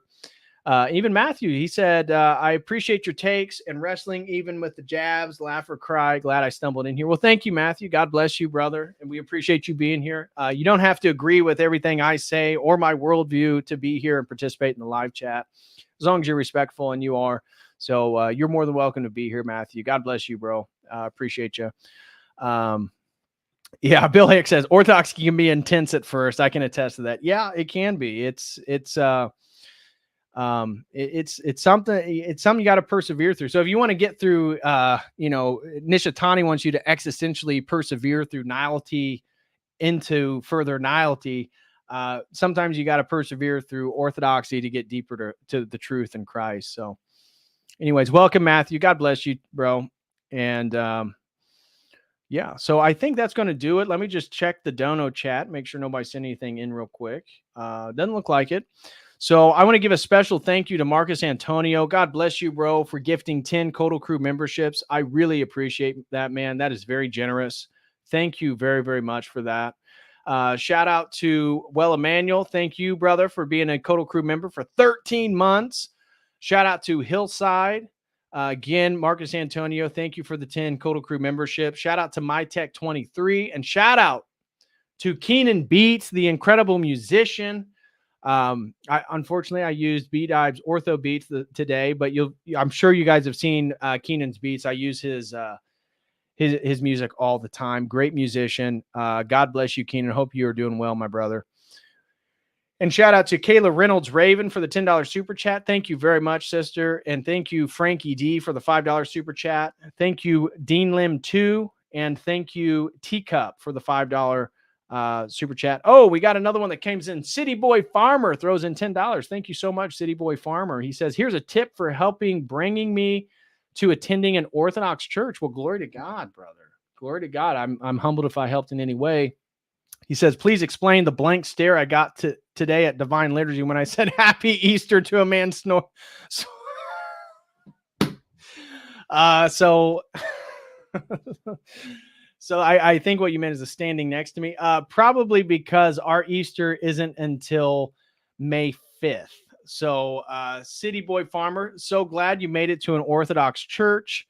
But I would like to say it's because we still have over a month before we get to celebrate the risen Christ. So he probably looked at you and thought, okay, this guy's probably new. But I'm sure they're glad you came. I hope you had a positive experience. I hope they're very welcoming to you, and it's something that you'd like to attend again. Today was the Sunday of St. Gregory Palamas. So Gregory Palamas is incredibly important in the Orthodox Church due to his defense of the energy essence distinction and understanding that we get to participate directly in God through the embodiment of things like truth, love, mercy, compassion, honor, glory, bravery, courage, reason, logic, truth, love, all these different things. The more we embody these and be a conduit for them for the world, the more we are like Christ and the more we are becoming like God.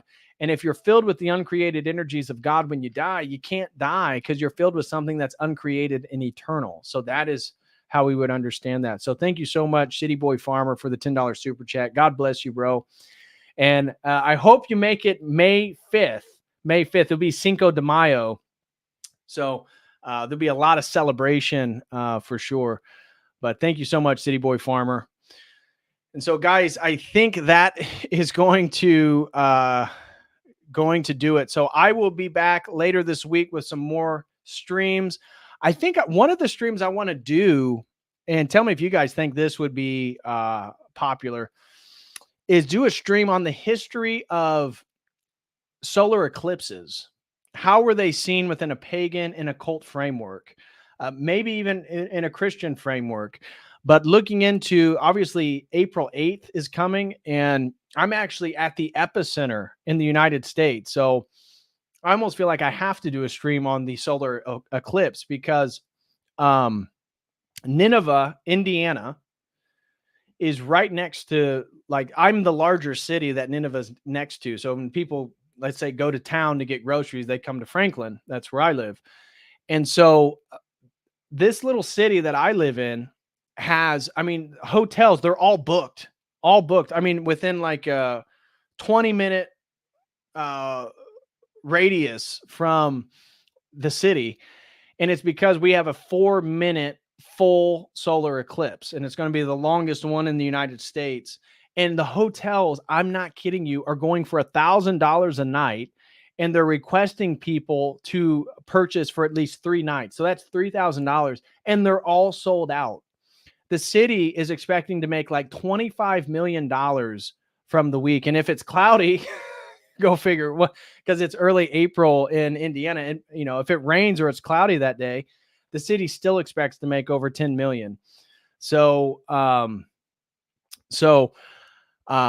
I feel like I got to do a stream on it because I'm like right in the epicenter of it. And luckily I'll be able to stand outside and I got my little glasses. So like they look like 3D glasses. I don't know if you've seen the glasses that people wear. So, I'll be able to stand on just outside the house and look at the sun for 4 minutes in a total eclipse. But I'm looking forward to it. But there's a lot of interesting things going on. You know, could there be an EMP false flag? Many states are warning residents about electrical problems, potential power outages. Multiple states are telling people to get enough food and water for multiple days. Could this be an impetus for the, we know that eclipses are associated with sort of a lessening of the veil between the living and the dead. I know that human sacrificial rituals, which we'll talk about if I do a stream on it, occurred at some point. So could this be utilized for elite occult nefarious purposes as a impetus? And I believe the red heifers in Israel are going to be sacrificed on that day because April 8th is the last day of the Jewish calendar. April 8th is the last day of the Jewish calendar.